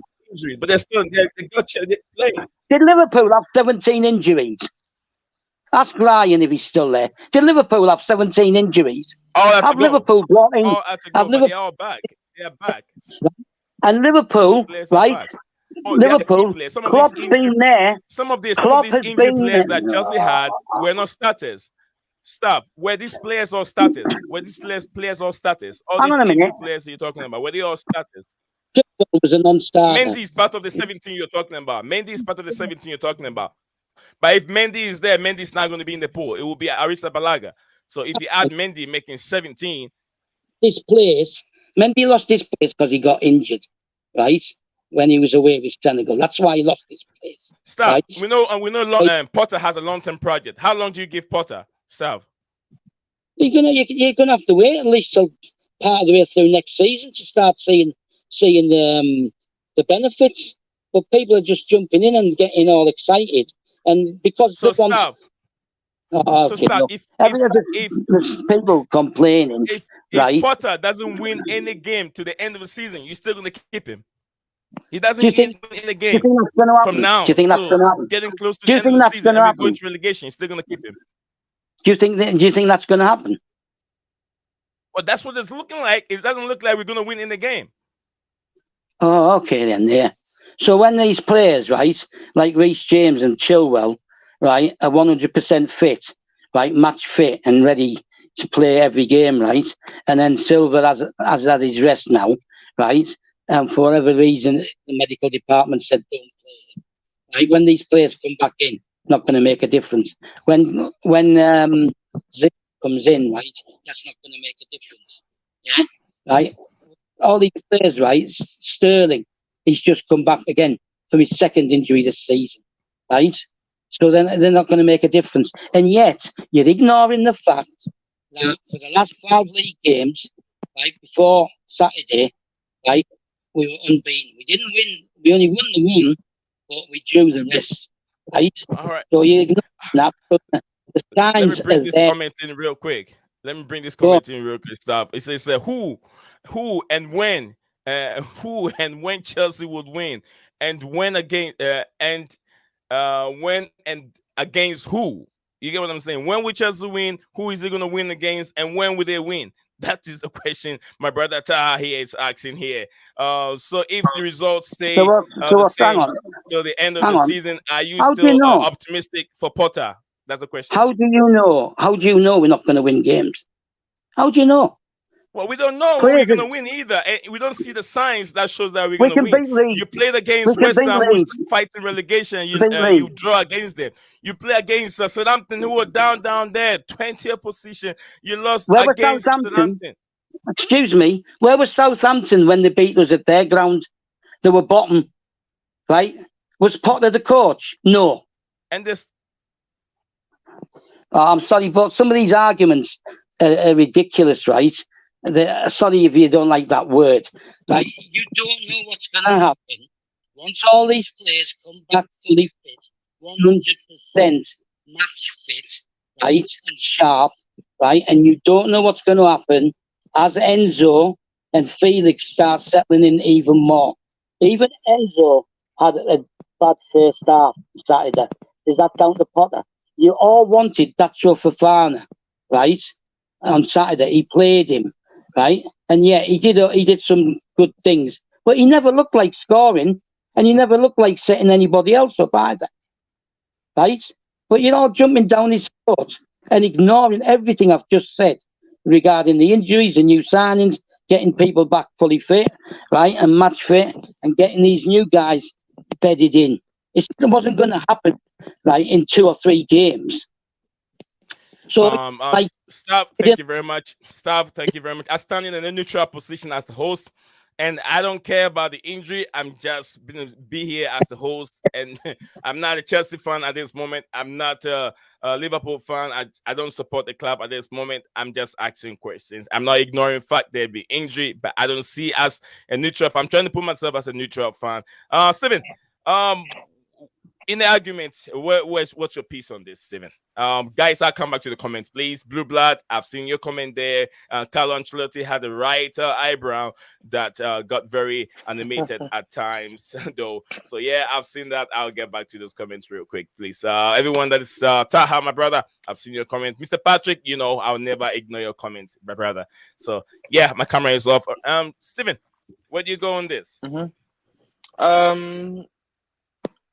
Given how things have changed, we all know we need results. But at the same time, we had to rest those 6 players because the medical department, who, if I'm not mistaken, we brought in 2 other people now. One includes, I think it was a hamstring specialist or something, which was due to the amount of muscular injuries we're getting, saying that players needed to be rested. Those 5-6 players had to be rested. Then you're not going to see Potter taking the chance against the medical team going, oh, okay, actually, I'm going to play them and take the risk.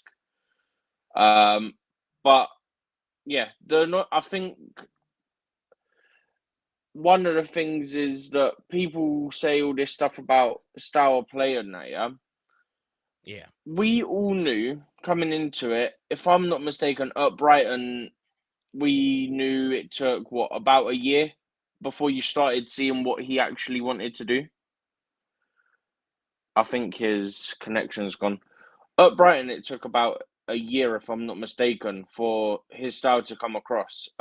Even some of the Brighton players have still said it's going to take about a year. But honestly, as bad as it is now, it feels like you get one or two results, especially if you get one against Mhm. Tottenham, for example, and then chances are people will start to back him. The issue I have is that even I can't remember who it is. We won the game, yeah, and people are going, but I'm still not seeing a style of play. That's when I have an issue. For now, you accept the results we're getting, and you just take it because we're in a Okay. bad patch. It is what it is. Just take the results as they come Mhm. and hope for some improvements game on game because that's all we can hope for at the moment. We knew it wouldn't happen at a snap of a finger. Okay. Ryan. Ryan. Coming back to you again. Stop. Is Ryan Are you still here? there? Yes, I'm here. Oh. Oh, Ryan. What happened to Ryan? I think his connection probably went. Yeah, Okay. look, you're Okay. Go asking ahead. for Stop. Ryan. Go ahead. You're asking for Ryan, right? So Yeah. Right. Yeah. Go ahead. I'm not going to criticise Ryan. Right? I'll use Ryan's club, right? Look at the phase, right? That Liverpool just went through with 5 or 6 injuries, right? Look at the phase they went through with what's his name, Nunes not scoring, right? And yet, apart from Nunes, he's had those players for a year, and most of them even longer, right? So he's working with a squad he already knew, right? You're expecting someone to come in, right, and just instantly know every single one of the players. The only players he knew was Cucurella, right? And he was happy to sell him, right? So it's not like he's got a full squad that he was happy with. Like he has to learn about the players, and they have to learn about him. But to do that, they all have to be on the training ground, fit. They all have to be on the training ground, right, and not going off to represent their countries. Come March, they're all off again, right? How does Potter cope with the fact that when Kante finally does come back, he's then going to be fasting? Right? That's something that Tuchel had for 2 years. So he already knew how to cope with that. Right? And yet Kante wasn't the same player last season when he was fit. Right? And that's something new Potter's gonna have to face again. But the thing I was trying to say before, right? Now, and let me finish this so you understand, right, why I get angry. Right?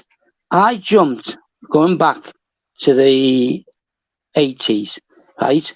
Late 80s. I jumped on a train in the pouring rain, went up what we call a cattle truck, right? Stephen probably knows what one of them is. Wooden, bone shaking trains, right? Had a 3.5 hour journey up to Nottingham. I got off the train, right? Got frog marched like cattle from the town centre up to the Nottingham Forest ground, right? We then stood on an antiquated old crumbling terrace in the pouring rain, right? And then watched us lose 7-0, right? And that team wasn't a bad team that we had. These things happen, right? And then we got frog marched like cattle again back to the train and had to sit on that train for 3.5 hours, soaking wet, right? But we didn't bitch, I'm going to get out. Listen, if Potter doesn't go out of my club, I'm getting out of my club. It's not our club. It's everybody's club. It's not any individual's club, right? But ultimately, it's owned by Bowley and Clearlake, and they make the decisions. And they made the decision that they wanted this to be a long term. Listen, they can't take any money out, and they can't sell the club for 10 years. So that's why they have to go long term, right? Because they need long term success. getting a coach in who was going to win Thank you very something much. this season Th- and then sacking him next all right. season, Mhm. right, isn't part of the plan because it has to be concerted long term. They may well let him build a team, right, yeah, and get the structure right Mhm. and nurture the young guys and maybe sack him 2 or 3 years down the road and bring an established coach in who they might believe will do better. But at this moment in time, you cannot ignore the injuries, you cannot ignore the signings, right? That they can't just fit in. And everybody seems to be forgetting that the signings in the summer, forget Chukwuemeka, Cassadai, right, and Hutchinson. I'm talking about the senior sign, right? They were Tuchel's. So he's coming in, right, and has to learn about them as well, right? They're a new team as well, and they have to learn, right? And when you're changing the coach, philosophy changes, and the philosophy has to be put over. But then the Queen goes and dies, games are cancelled, right? Having prepared for them, right? Then when the games are back on, they all go off for 2 weeks to play internationals, right? You cannot, right? Klopp Okay. knows his squad.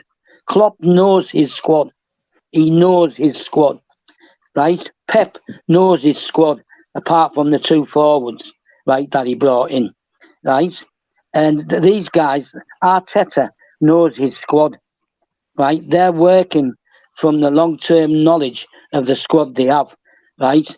And even if they did pick up 4 or 5 injuries, or they brought in 2 or 3 new players, right? They knew the nucleus of the squad. Tuchel gets sacked, right? Potter comes in and he has a whole new squad apart from one player to learn about, and they need to learn about him. Then it's truncated with injuries and internationals and departures, right? The mistakes happened in the summer. Players were allowed to leave who we should have kept because they would have covered for the injuries you got, right? So he also has to cope with that summer window, Mhm. right? In and out. And I keep saying it, right? People, if you Okay. want, All right. if Stop. you We'll thought, summarize it, please. Summarize it so we can if, move on to if you different topics. thought, Summarize it. yeah, if you thought we Mhm. were going to win anything this season, right, you were sadly mistaken. It was never going to happen. And No yet, one, no one is thinking of that. No one is thinking of that. well, Winning anything. why they No, they're complaining? talking about Well, performance. why They're complain? talking Then about why performance and complain? how things are going. Let's summarize it so we can Well, move I've on just from Porter. explained. We got a I've lot just here. explained. I've just No, you explained the have explained. You have performance. explained, and yeah, I'm saying you have explained it. Performance is what they're talking Well, then about, not winning trophy. They know people need to the digest it, then, don't team they? can win trophy at this moment. And look, I can't cope with people saying if he doesn't go right out of my club, right, I'm leaving the club. What kind of level of support's that? How's that support? That's someone's support. Let's stop. Let's move on from that comment. Let's go ahead. Julius is there. Julius, big up to you, Julius. Let's go there. Before I'm gonna go back to Steven in regards to what we have here. Dusan Vlahovic, he's been heavily linked with Chelsea. Chelsea have been a link with several centre forward in recent months, and and the latest name linked to with the move to Stamford Bridge is Dusan Vlahovic. I know Chelsea are looking for strikers at this moment.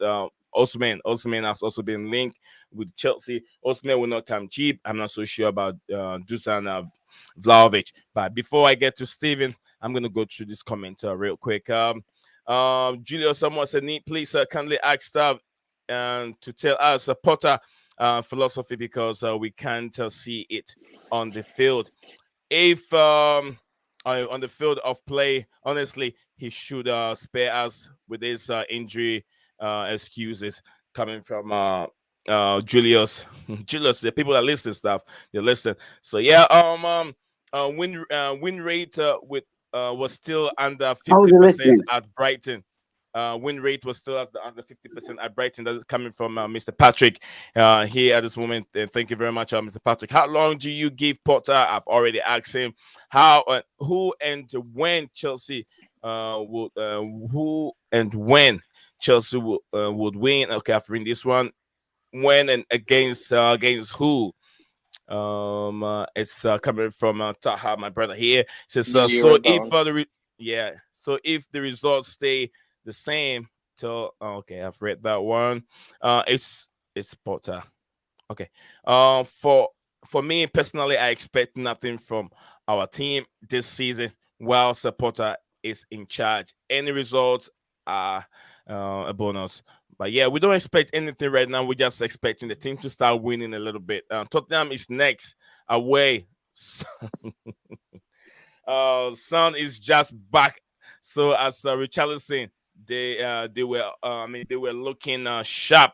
Yes, we saw him and Son was banging goals. So I've read Julius' comments and I'm reading this. So that's what you call a plastic or glory hunter.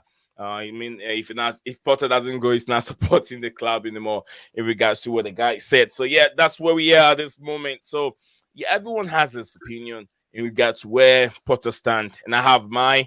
I'm not Potter in and Potter out, but it is a trending news and it has to be talked about. So yes, Steven, Dusan Vlahovic Hmm. stuff. Dusan Vlahovic will come into that. What do you make of this guy's link to Chelsea? Um, I think I remember us speaking about it before, and I said at the moment, actually no, that was on Osimhen, I think. That at the moment I'm just traumatized by our history with players coming from Syria. But honestly, if we're looking at Vlahovic versus Osimhen, um, in terms of price, Vlahovic will probably be cheaper because obviously they got their deduction. They're not going to be in European football and all this. Um, so if we're looking at the cheaper option, it's almost definitely going to be him. But I don't know. It's difficult. I've not seen enough Okay. of either of them because I don't have the time to watch the Italian league. Um, but from the small bits I have seen, I do quite like Osimhen, in all honesty.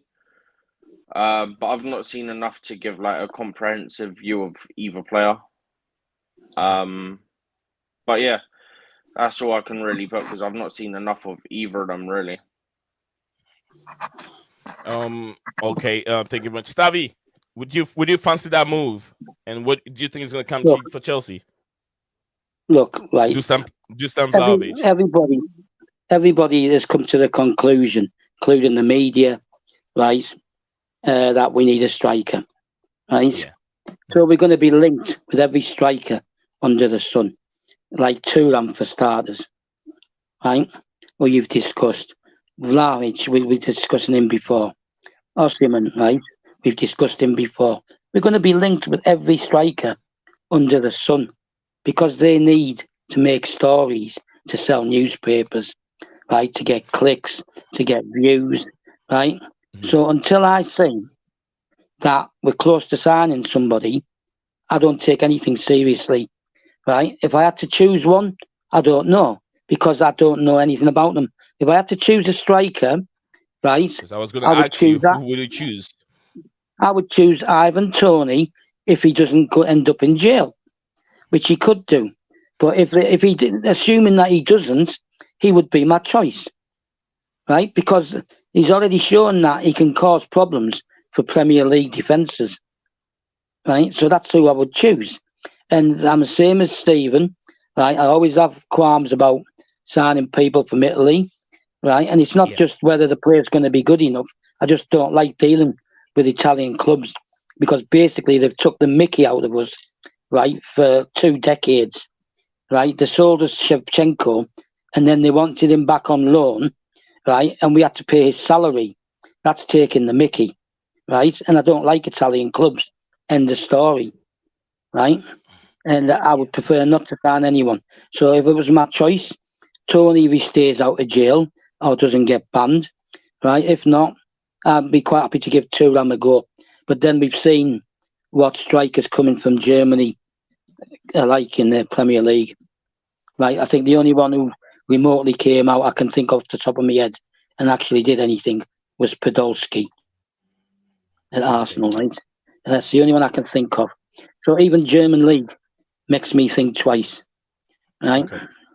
Yeah. So Um. Thank you very I'm much, speaking. Stav. The brown envelope. This is coming from Mr. Patrick. The brown envelope all over the gaff. I think the gaff. I mean, my computer. Uh, predictor said Chelsea will be number 14 in the league. I hope not. Coming from Taha, the computer is predicting for him. Okay, thank you very much, my brother Taha. We're gonna move on from there. Pulisic is one of the name who the Blues will be prepared to let go within his contract set to expire in June 2024. So, Stav and Steven, where do we see this going? Christian Pulisic. I'm gonna start from Stav. Christian Pulisic. He's already been mentioned as a possible part of a swap deal plus cash for Felix. So, and the Italian teams have come in for him. But they're going back to the thing where they want our players for nothing. But if we go for their players, they want millions and millions, right? So, but if I had to choose, I'd rather he went to Portugal, to Benfica, right? And we get Felix, then just go on cash, right? Get some of that money back. Yeah, well, you'll get. Well, I understand that we need to bring some money in from players, right? And the way I'm seeing things now, I was saying get some of that money back from Benfica that we spent on Enzo. Yeah, right. So, but Gallagher's probably going to go. Mount's probably going to go. If Mount goes, it's not as so likely that Rice will come, right? So this is again another big conundrum, right, for the owners. The camera's gone off again. Yeah, it's the main camera keep going off. Go ahead, stop. So this is a conundrum for the owners, right? It's not just, look, we've got new owners, we've restructured the club, new medical department, new recruitment department, and all this stuff, right? And that all impacts, right, on how the team perform, because some of that team maybe were okay with the medical department that was already there. Now Bowley and Clearlake want to make a clean sweep and get rid of virtually everybody. They've kept Neil Bath, right, and promoted him. They've kept Dave Barnard, who's the club secretary, right. John Terry and some of the other academy coaches and that are still there. But the majority of the management of the club, meaning the board and things like that, has changed, right? And that impacts on the team as well, right? And it impacts on Potter, because he has to start working with different people than he was working with in September in the medical department. Okay, Steven, Pulisic. Contract expired 2024, June 2024. Yeah, I think he's likely Moving on. to go. Yeah, I think he's likely to go. I would sell him anyway. If I'm not mistaken, I can't remember off the top of my head where I saw it, but I saw something earlier saying that Chelsea would want around, I think it was 40 million euros. Yeah, I saw it. I think that's, off the top of my head, I'm going to try and do conversion. I think that's about £35 million, give or take. Yep, the same for Ziyech, being quoted 40 million euros. And then you get Auber out as well. All right, this is coming from my. Pence. Are you done, Steven? Yeah, I was just saying you get Auber out on top of that. That's only about 2 pence. Blue Blood said Taha, who programmed your computer predictor, and he said what's the panel thoughts on Mount coming from Mr. Patrick? Will come into that regular software like those betting ones. I wish if I could help it. I mean, if he can help it. So Chelsea does. He says a predictor tells him that Chelsea is going to lose to Tottenham. I don't see where the inspiration is coming from. But Tottenham was best. Oh my goodness, man! Is it a time for Tottenham to beat us at their home ground? What was maybe not? I got a question for you. What was one of the best performances this season under Tuchel? Tottenham home. Tottenham home, yeah. Where we got robbed of the 3 points. Yeah, right. So Tottenham is a totally different game. West Ham are totally different games. You don't look at league positions, right? They don't matter. Tottenham's one of those like Dortmund where it's easy to get the players up for it. Well, the players will get themselves up for it because a lot of them have been there for two, The three derby, seasons. yeah, Under, derby. So understand the There's rivalry also that. between the two clubs, right? But okay, a derby is totally different. So Tottenham's form, right, isn't as relevant as it would be if they were playing somebody outside of London, right? So yes. London derbies are totally different. Yesterday I was looking into things and I'm getting some news and from somewhere where I couldn't really figure the whole thing out in regards to Mason Mount wearing masks and during games. I don't know, Stephen, have you got into the whole situation? Mr. Staff, did you get into anything that involved Mason Mount on that day, on the day we played? Well, when we Not on the day play, we played. I know on the contract side of things, it's reported that it's on pause for now, so that the players can focus on the league and the Champions League improving results. The obvious exception to that is Kante, but that's because his contract expires in the summer, Yeah. whereas Mount's is next summer. So I know same that. thing with same Big thing up with to you, Kovacic. Mr. Prince. Yeah, it's come to you. Big up to you, Prince. Welcome again to the platform. Do us a favor if you have any Facebook platform with Chelsea members, if you can share our link there, if it's possible for you to do it, I really appreciate it, Mr. Prince. As the channel keep growing, I want to thank everyone. I'm sure Prince, you were here yesterday. The channel hit, I think, 28K likes yesterday, and I want to thank everyone that was part of the show yesterday. Say, big up to everyone that was here. I think we had almost about 600 likes, something like that. Almost about something like that. So yeah, thank you very much, Prince, for being here. Staff, I think Staff or Steve, one of you were on regards to Mason Mount. Yeah, well, Stephen's already broached the subject regarding the talks being frozen Okay. until the summer, right? But I have got a view, right? Is Patrick Right. asking about the game, or is he asking about Mount's long term? Right? If he's asking about, I'm not so sure because I heard something that Mason Mount has a max on during the game, or something like that. I'm not so Hang on, sure. what on? A max. I don't know what's A going on. But I mask? had, I yeah, didn't see nothing. I didn't pay close attention to that. Normally you would see So it. Normally you would Mis- see it because normally it's like the black mask for a face injury, which we know he hasn't yeah. had, so it wouldn't make sense. Patrick, let us know what exactly you're trying to talk about in regards to Mason Mount. Let us know what exactly you're talking about. We're gonna move on from there. We go to Edson Alvarez. According to Mike, I think in another newspaper, I don't even trust them. Chelsea were ready to pay 60 million for Ajax midfielder Edson Alvarez last summer, but they didn't. I know Chelsea was ready. Alvarez was ready to move on, but I don't know why Chelsea did not do it. Do you guys have any No, idea of it why? wasn't Chelsea. It wasn't Chelsea. If I remember rightly, we went with a bid on deadline day. Yeah. Ajax rejected it, which is what led us to get in Dennis Zakaria. why couldn't we Uh-huh. have done a deal, right? Yeah, for example, I'll give you an example. Why couldn't we have done Okay. a deal if we're that desperate for Alvarez, right? We could have offered Ziyech plus cash for Alvarez, I wouldn't be right? surprised if we did try that, to be honest. Right, and the thing is, people criticise Ziyech.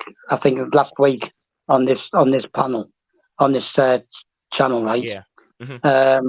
That he went off without permission to talk with Ajax, right? He didn't. He had permission. He flew to Amsterdam after the Leeds game, right, to discuss a potential move with Ajax, right? And we wanted 40 million for him, and Ajax were not willing to pay that. What people Yeah. have to understand, right? Ajax have made a lot of money from transfers this last summer, right? I think they sold eight players, 9 players, and they made a lot of money. But there is no money in Dutch football, right? The vast majority of money comes from a very mediocre TV deal and what they get through the gate and on match days and sponsorship, and that's it. There is no real money in Dutch football, which is why Ajax try to discover players and then sell them. Right? They have no Like choice. what Benfica do. Yeah, right. And PSV is the same. Yeah, that's why they sold a few people, right? And then they sold Gakpo, and then they were willing to sell Maduki to us. They weren't willing to sell him at first, but they succumbed to the offer, right? Because there's no money in Dutch football, and also um, ex-Chelsea player who never played for Chelsea, Thorgan Hazard, has gone to PSV. I don't know if that's if they've bought him from Dortmund or if he's on loan, but they did that last year as well with what's his name from Germany. I can't remember his name now. Got So, saved. Mr. Patrick said thoughts on him in general for Chelsea. Thoughts on him in general in terms of do we want to keep Mount or do we want to get rid of him? What do we do with Mason Mount? Does it deserve it? Or is he mean general thoughts in regards to Mason Mount? So, Yeah, guys, we'll bring the stream to an end very soon, but yes, we still have some few time to talk. So yeah, yeah. let's I would keep him. Right, we've already established right that he's fatigued. Right, he's tired, needs a rest. Right, and that's why he's been left out a couple of times now. Right, slowly but surely, and now he's going to get a week off, but he's still training. Right, I don't understand. Right, the fact that he's had 4 years on 80,000, and they won't give him the same money as Reece James.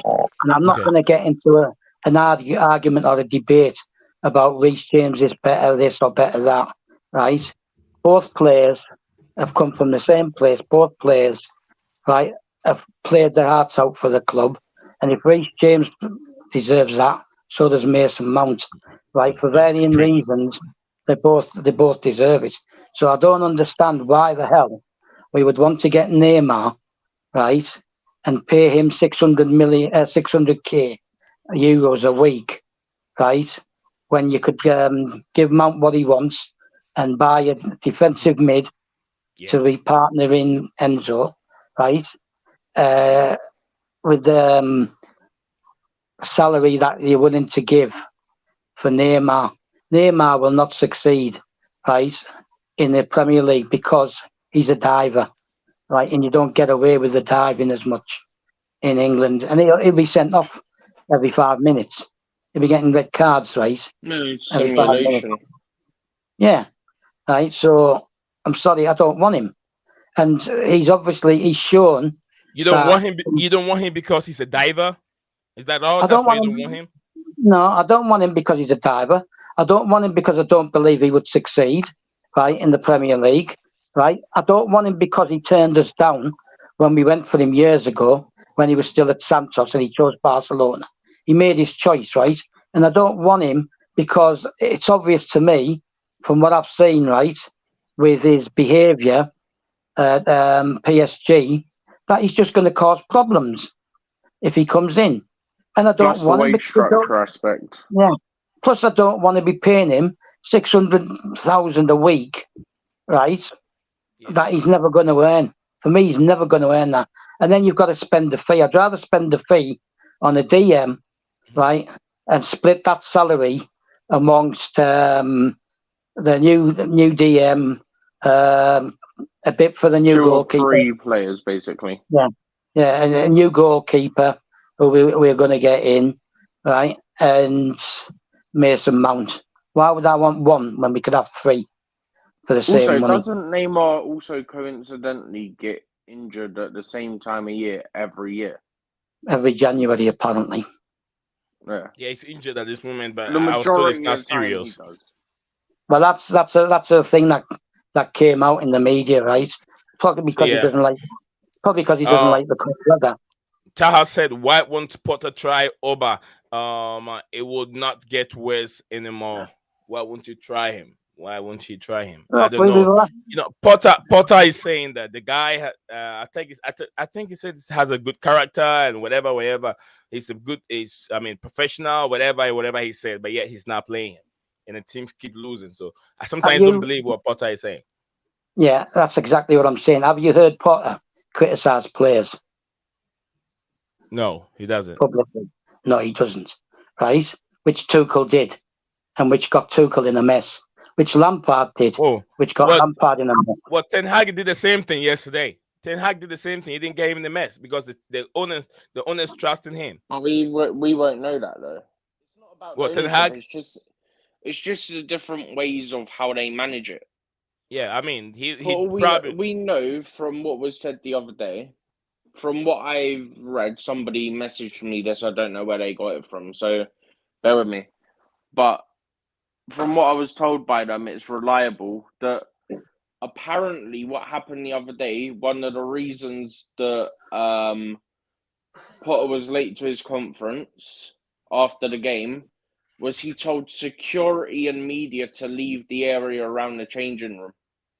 Now, all I'm saying is that sounds like players are getting some harsh words said to them that need to be said. I'm all for him protecting the players and not throwing them under the bus for media, yeah? But at the same time, it's okay to say, speaking generally, we wasn't good enough today because you're not throwing any players under the bus. I'm okay if you don't throw them under the bus, but you talk to them like away from the cameras and give your opinions there, because then it's not out in the media everywhere and media trying to cause issues like we know they love to do. I'm all for that. Look, somebody last week, Mhm. right before the game against Southampton, Yeah. right? Somebody leaked our The players fact that that were going to basically be. all those players out were out, yeah. Yeah, somebody leaked it, right? So there's somebody within the club who's leaking stuff to the media, right? So Happening that under was leaked. Tuchel as well. Yeah, it was No, leaked. but Well, my connection was bad. Yeah, yeah, that's okay. it used to happen. It used to happen under not Mourinho, under Benitez and people like that. And the leak was Frank Lampard because he had a close link to Matt Law, right? So when Lampard wasn't getting his way, right, he was leaking stuff, right? And then when he becomes coach, he didn't like the fact that things were getting leaked about him, right? But he kept hanging players out to dry, right? You look at what he did to Alonso, right? Just because Alonso made a mistake at West Brom, and Alonso lost his temper and went and sat on the coach, and then he never picked him again, right? So that's what Lampard was like. You look at what you must have been there, Nate, right? Yeah, yeah. In the The US, problem with Alonso, yeah. yeah. But you must have been there in the US when Tuchel turned round and basically threw the players under the bus. And I mentioned it last night, I think, right? Yeah, I Where was there. yeah. But I turned round and I mentioned it last night. He turned round and said, "There's players after we lost to Arsenal, right, who don't want to be at this club, and they're making it obvious they don't want to be at this club." Right? So he tried to blame the players for losing 4-0. And like I said last night, those players he was talking about, Ziyech, Pulisic, uh, whoever, right? The other ones, right? Callum Hudson-Odoi, all these players, right? They didn't start the game. Didn't even start the game. And we were 2-0 down at half time. So he threw the players under the bus to cover his own reputation, right? And then when he was asked, "Do you think you can get the team to start playing by the time the Premier League starts?" And he goes, "How?" He goes, "It's the same Yeah, players." it's the same players. Stop. How do you call this guy, this young player that I think he has a Nigerian background. How do you call him? It's a black boy, young player. I think he's an attacking midfielder. For who? He's I'm acting stuff. He calls him some way. I want to hear how What he. about Chelsea? Yeah, he's Chelsea player. Yeah, skinny What the boy one and with tall guy. Hutchinson? No, not him. Not he's not light skin. He's black. Young boy is very attacking. He's got lots of minutes though. What Is he for us? striking? Huh? What What position for does he play? Chelsea? Yeah, for Chelsea. Yeah, for Chelsea. He's had lots of minutes. Yeah, he's got lots of minutes. He started games and for Chelsea. I don't One of the young know. players. I don't know. I can only think of Chukwuemeka. Yeah, that's him. It's not Yeah. Mega. He's light It's not skinned. it's not Chugomega. It's Chukomeka. Listen, I've got an accent. right? And that's how That's it comes out. Chukwemeka. You ask anybody in Middlesbrough, and that's exactly how they'll say it as yeah, well, it's wrong. It's right? wrong. Tell them I said it's wrong. It's Yeah, wrong. okay, It's Chukwemeka. okay, okay. Tell- So yeah, but you couldn't tell- even remember. You couldn't but even remember his name, could you? I know I do remember. I don't want to say it. I want to hear from you. I do remember his name. I want to hear from you. He's So what you he know, made. yeah, Chukwemeka. What about Chukwemeka. him? What about him? I would have Anytime you, played him. I'll give you an huh? example. I Yeah. would have played him Mhm. on the left, right, Yeah. on Saturday instead of Mason Mount. I would have played him, Oh right? yeah. Because Mount should only be coming on for maybe 15, 20, 25 minutes. All right. Let's Again, try. Let's try and wrap this up. Hams, where's the noise coming from? Is it from Hams? I'm Something's assuming, squeezing my ears. I'm assuming Patrick's question relates Yeah. to name, relates to name. Like to Oh, there's a celebrate lot his of questions birthday. coming from. Are there questions from Metal Face Doom? He says, I remember that he punched him, and then that's serious coming from him. Neymar celebrated his sister's birthday. He left to Brazil. I remember all that crap that Neymar did. He fell You out. know, Neymar fell out with Cavani as well. and even Neymar, it feels like he falls out with everyone. Listen, Neymar, listen. Selfish. There was a video, right, yeah, which Coachella absolutely. showed on Chelsea Perspective, right, when I was still on there, Hmm. right. Um, he's hugging Tuchel because that was Tuchel's last game because he'd been sacked and all that, and he was going to leave, right. And he was Yeah, hugging Tuchel, right, and Tuchel was behaving like he loved him, right. Meanwhile, Neymar had a cheesy smile on his face, and then when Tuchel walked away from him and turned his back on him, and Mbappe walked towards the stand, he looked up at someone up in the stand and started punching the air with two hands and laughing and smiling, right. Basically, he was mocking Tuchel, right. Disgrace.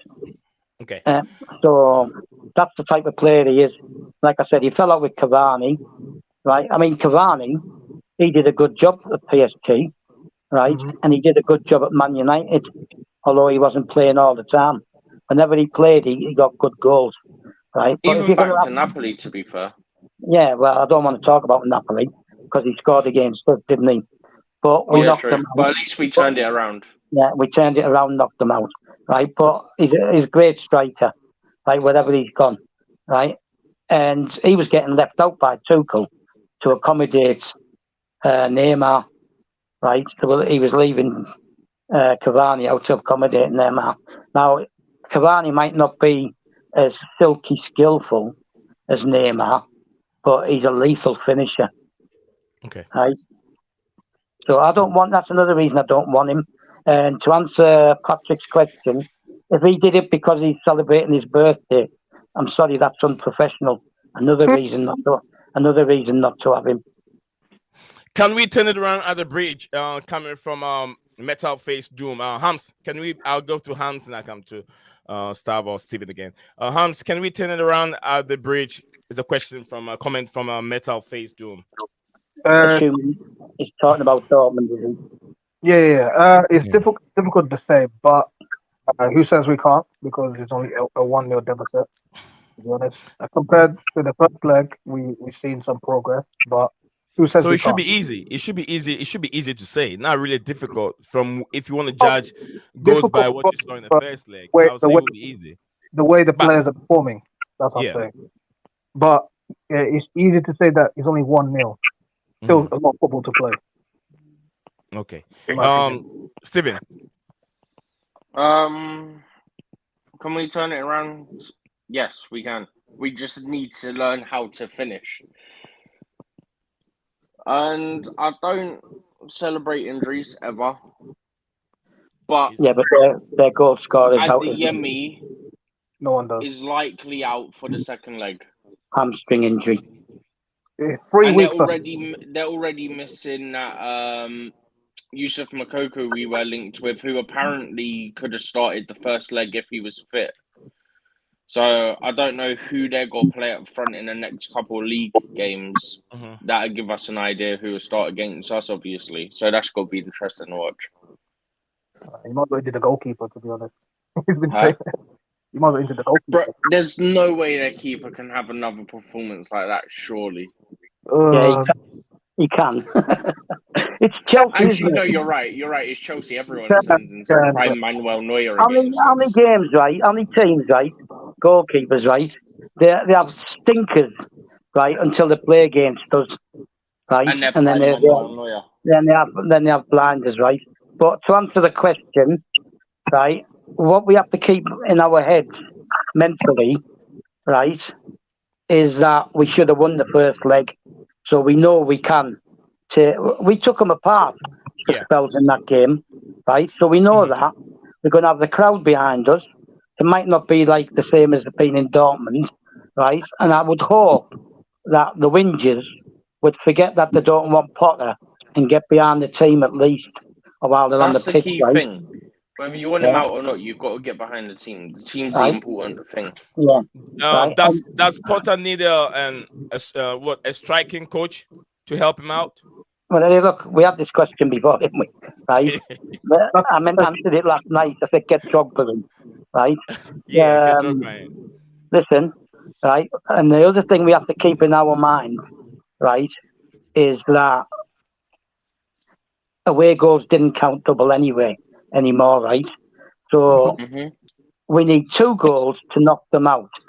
If Okay. they score another one, right, we have to keep it in our heads that we still only need 2 goals in the 90 minutes, and then you go into extra time, yep. right? Which we don't really want to do.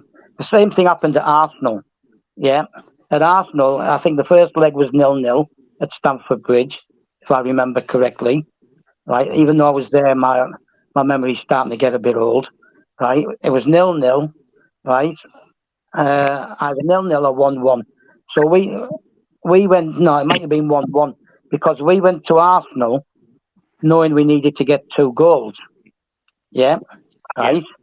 So then, when Arsenal scored and took the lead, right, just before half time, early on, right, it was 2-1 to them, I think, on aggregates. So we still needed the 2 goals. We still only needed 2 goals within the 90 minutes, and we did Okay. that. We did that, right? And we knocked Yeah. them out on the away goals. But there's no away goals this time. So even if Dortmund score, the target will still be the same: 2 goals and take it to extra time. All We right. just need to remain calm, right, and disciplined, right, and just put them under pressure, right. And they're Um. not. They're going to play differently because they're going to be the away team. Okay. Thank you very much, staff. We don't challenge for the league until we get a feeder club. Uh. I Hello. expect Dortmund to park the bus, to be honest. That's what I expect. Hello. Huh? I expect Dortmund to park the bus, to be honest. Okay. So we Where's that noise coming from? probably Hams. Probably Hams says we don't challenge for the league until we get a feeder club and a consistent starting 11. We So don't, that's we don't need. We don't need a feeder club, right? okay. We've got an under 23 team that players can play in, right? And Amari Hutchinson and Slanina were playing for the under 23 team yesterday, Mhm. right, at Liverpool, and it was 0-0. Right, we don't need a feeder team, right? And I understand that we used to put players at Vitesse Arnhem, like we used to go and park players there, right, to get experience. But we don't need the feeder team, right? Plus, you're If you only get allowed one, 8 loans now, isn't it? yeah, you're only allowed to loan out 8 players, right? And it decreases by 1 per season, right? So Oh, we jeez. don't need a feeder team. The reason you have Okay. a feeder team is you could go and park Santos there, for example, who we can't bring in. So we could have planted Santos at this feeder club, right? Yeah, Mm-hmm. but that would have still What been does only one Salzburg player. and Leipzig do, basically? Yeah, right. But we don't need a feeder club. In the old days, right, when I was young, right, there used to be what was called the Ovenden Combination, which was a reserve league. Yeah, Yeah. right. and players coming back from injury, players who didn't play on a Saturday, right? They played in that, right? But then you only had two substitutes, right?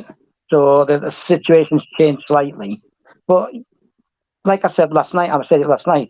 Stick Maduke there, stick Mudrick there, right, and stick that Fofana there for maybe Yeah. 2 or 3 games, and get them to develop as a unit, right, and to understand each other. So then when you do play them, there's an understanding there, right, and you can do that in the under 23 because it's a good quality league, right. Also in Holland, right, I think it's Feyenoord, PSV, Utrecht, Ajax, Yeah. and a couple of others, RZ, right? They have second teams, their youth teams, right? Their academy teams, whatever you want to call them.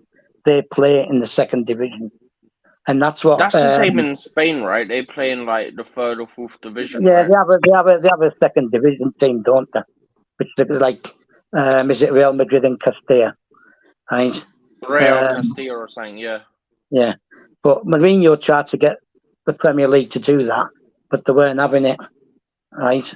So, but you can still play them in the under 23, and you're allowed 3 players over 23 to play in that as well. All right. So, We got 6 minutes to bring the stream to an end, guys. Just 6 minutes. Let's wrap it up, please. as far as I'm concerned, Enzo, Yeah. yeah, Felix, right, and Badia Shield for the Premier League, obviously. Those 3 are the only ones out of the 8 signings, right, who should be with the first team squad every game, right, in the Premier League. The others can go and play for the under 23s, right, like Omari Hutchinson is, and that's where Slanina is. He played yesterday. He's played 3 or 4 games now for the under 23s, and I think they're taking a look at him to see if he can save them money, right, and not need to buy another keeper. Right, he could even, if he's good enough, and people seem to think he is, he could end up making Kepa number 2. Although having said that, I want to just point something out quickly about Kepa. Kepa has the second best save rate in the Mhm. Premier League, right, after Nick Pope. After Nick Pope, the Kepa and Nick Pope are the only ones who have a save percentage of over 50%. Right, I think Kepa's 58 and Pope's 65, something like that. Right, so people need to realise Kepa's a lot better than people think, and he's maturing and he's reaching his peak now. Right, but Slanina, yeah, definitely, if he's good enough, and they think he's good enough, make him the number 2 and just sell Mendy and get some money. Okay. I think we're gonna bring the stream. I got some errors to run at this moment. I want to thank everyone that have been here. Hams, do you guys want to say anything before we bring the stream to an end? I have to dash out real quick. Big up to Metal Face Doom, Mr. Patrick. I want to thank everyone that was being I've been on the show and being part of the show today. Metal Face, if you're on Twitter, follow me on Blue Clouds Media. Let's have a little conversation there too. That would be very nice. Follow me, Mr. Patrick, too, if you can. Metal Face, send me a message on Blue Clouds Media LLC on Twitter. I'm right there, Blue Clouds Media on Twitter. You can see my logo. It's the same logo. I think I use a mascot on Twitter for now, but I will change it later. Send me a message. Subscribe if you haven't subscribed. Said Steven, like, subscribe if you're new, and then turn notification button up so you don't miss anything for the platform. Let's get things going, and let's trust the process, guys. Let's trust the process. It is Potter trending news, and we have to talk about it. But you all know where I stand. Let's hope that a Potter will start winning. Let's pray that we can turn everything around. He can turn it around against Dortmund at the bridge. So here we go again. Stav, you want to say anything? Yeah, like you just said there, right? Players are coming back now. They're getting match fit, right? He's gonna know in the next couple of games he's gonna decide, right, on what his first 11's gonna be. Yeah, right, Yeah. and he'll turn it around. We just have to accept that you can't dispel the injuries like they never happened, and you can't just ignore the fact, right, that there was 6 new players in September and August, September, and 8 this January, right? You can't integrate 14 players. Let's say 13, because Santos is going to go on loan, right? You can't integrate those players that quick. Plus, they've got to get, they're in a new country, new league, new club. They need time, right, to get settled in as well. So he's going to turn it around. You just have to like slow down, stop the backs, like the back attacks all the time. Like if he doesn't this and he doesn't that, just give the guy time. He needed that anyway, and he has to cope. I said this every show I've been on. He's had to cope with a poor summer transfer window, in and out. Colville, Dujon Sterling, Ian Matson, and Ampadu, for example, should still be at the club, Okay. right? And they could have covered those injuries. All right. Thank you very much, Especially staff. Ampadu with his versatility. Yeah, play left back, centre back, Yeah. and he can play Right defensive back mid. and DM. Yeah, he should have been remaining at the club. And Tuchel promised it last year that he would be part of the squad this season, right? And he didn't. And if you watched him in the pre-season friendlies, he played well. He played well. And he should be at the club. And that's something else we have to take into account, that he's had to cope with that. Okay, right, I'm finished. You go and tend with your, I think I know what you've got to tend with. So go and All right. deal with it. Hams, Steven, you guys want to say anything? So, No, just subscribe if you're new. yeah, thank you very much, Steven. Thank you very much, Hams. Hams, how about you? Just keep keep supporting the team. Hopefully, we turn things around, and make sure you tune into the stream. Make sure you subscribe and tune in for more Thank you stream. very much, And don't Hams. forget to ring the bell. Yeah, Ring the bell, ring the bell. in the Let's see. doorstep. Ring the door. Ring the bell. Yeah, listen, All right. one last thing, yeah? Yeah. Right? Ultimately, like the coach or not, you should always support the team, right? Yeah. Support the Nobody club, wants, not the individual. nobody wanted Rafa Benitez. That's, there's only two coaches I know. He was one, for reasons we discussed before, Your and the other voice one, is not coming out well, stuff. he was one, for Okay. reasons we discussed before, Rafa Benitez, and the other one was Avram Grant. Because Okay. if you had to sack Jose Mourinho, you could have given the job to Steve Clark. Avram Grant's a chancer and a backstabber and achieved nothing as a coach. He only ever worked in Israel before that, and he only Yeah. got the job. He only got the job because he was friends with Roman, right? So they're the only two coaches I've never really wanted to support.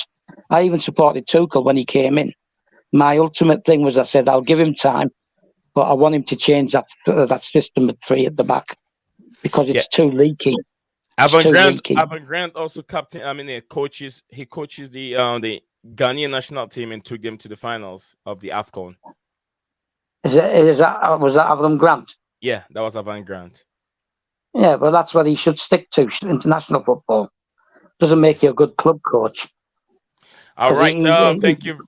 Thank you very much, guys. I will see you again at the same time, 1:30 American time, 6:30 UK time. I want to thank Steven. Thank you. It was nice seeing you today, Hams. As usual, Hams has been a regular now with me, co-hosting with me. So, Hams, I'll be sending you the link nowadays. I mean, most of the time, I wouldn't even ask you to. I wouldn't even wait for you to ask. I will send it to you. So, should in case staff is not doing the best, and if Hams is busy, I'll still. I mean, when Steven is busy or Ryan is busy, I'm gonna have a Hams with me that can take me through hour of streaming. So thank everyone, Hams. I really appreciate your coming. And also staff, thank you. I wish you the best of I hope that you get the best of strength. So don't get upset, staff. Don't get upset sometimes. I know you do and you don't sometimes. You know, you a little bit wind up this stream today. No. Listen. Yeah. Like Yes, I'm of Latin, right, blood, yeah. Mediterranean blood, right? Okay. Like Conte, like Mourinho, right? You all wanted that. You know, sometimes you're going to get it on your platform. right? It's a Latin thing. It's not an English thing. So don't expect it from English. And then you've got Carlo Ancelotti, who's a total opposite.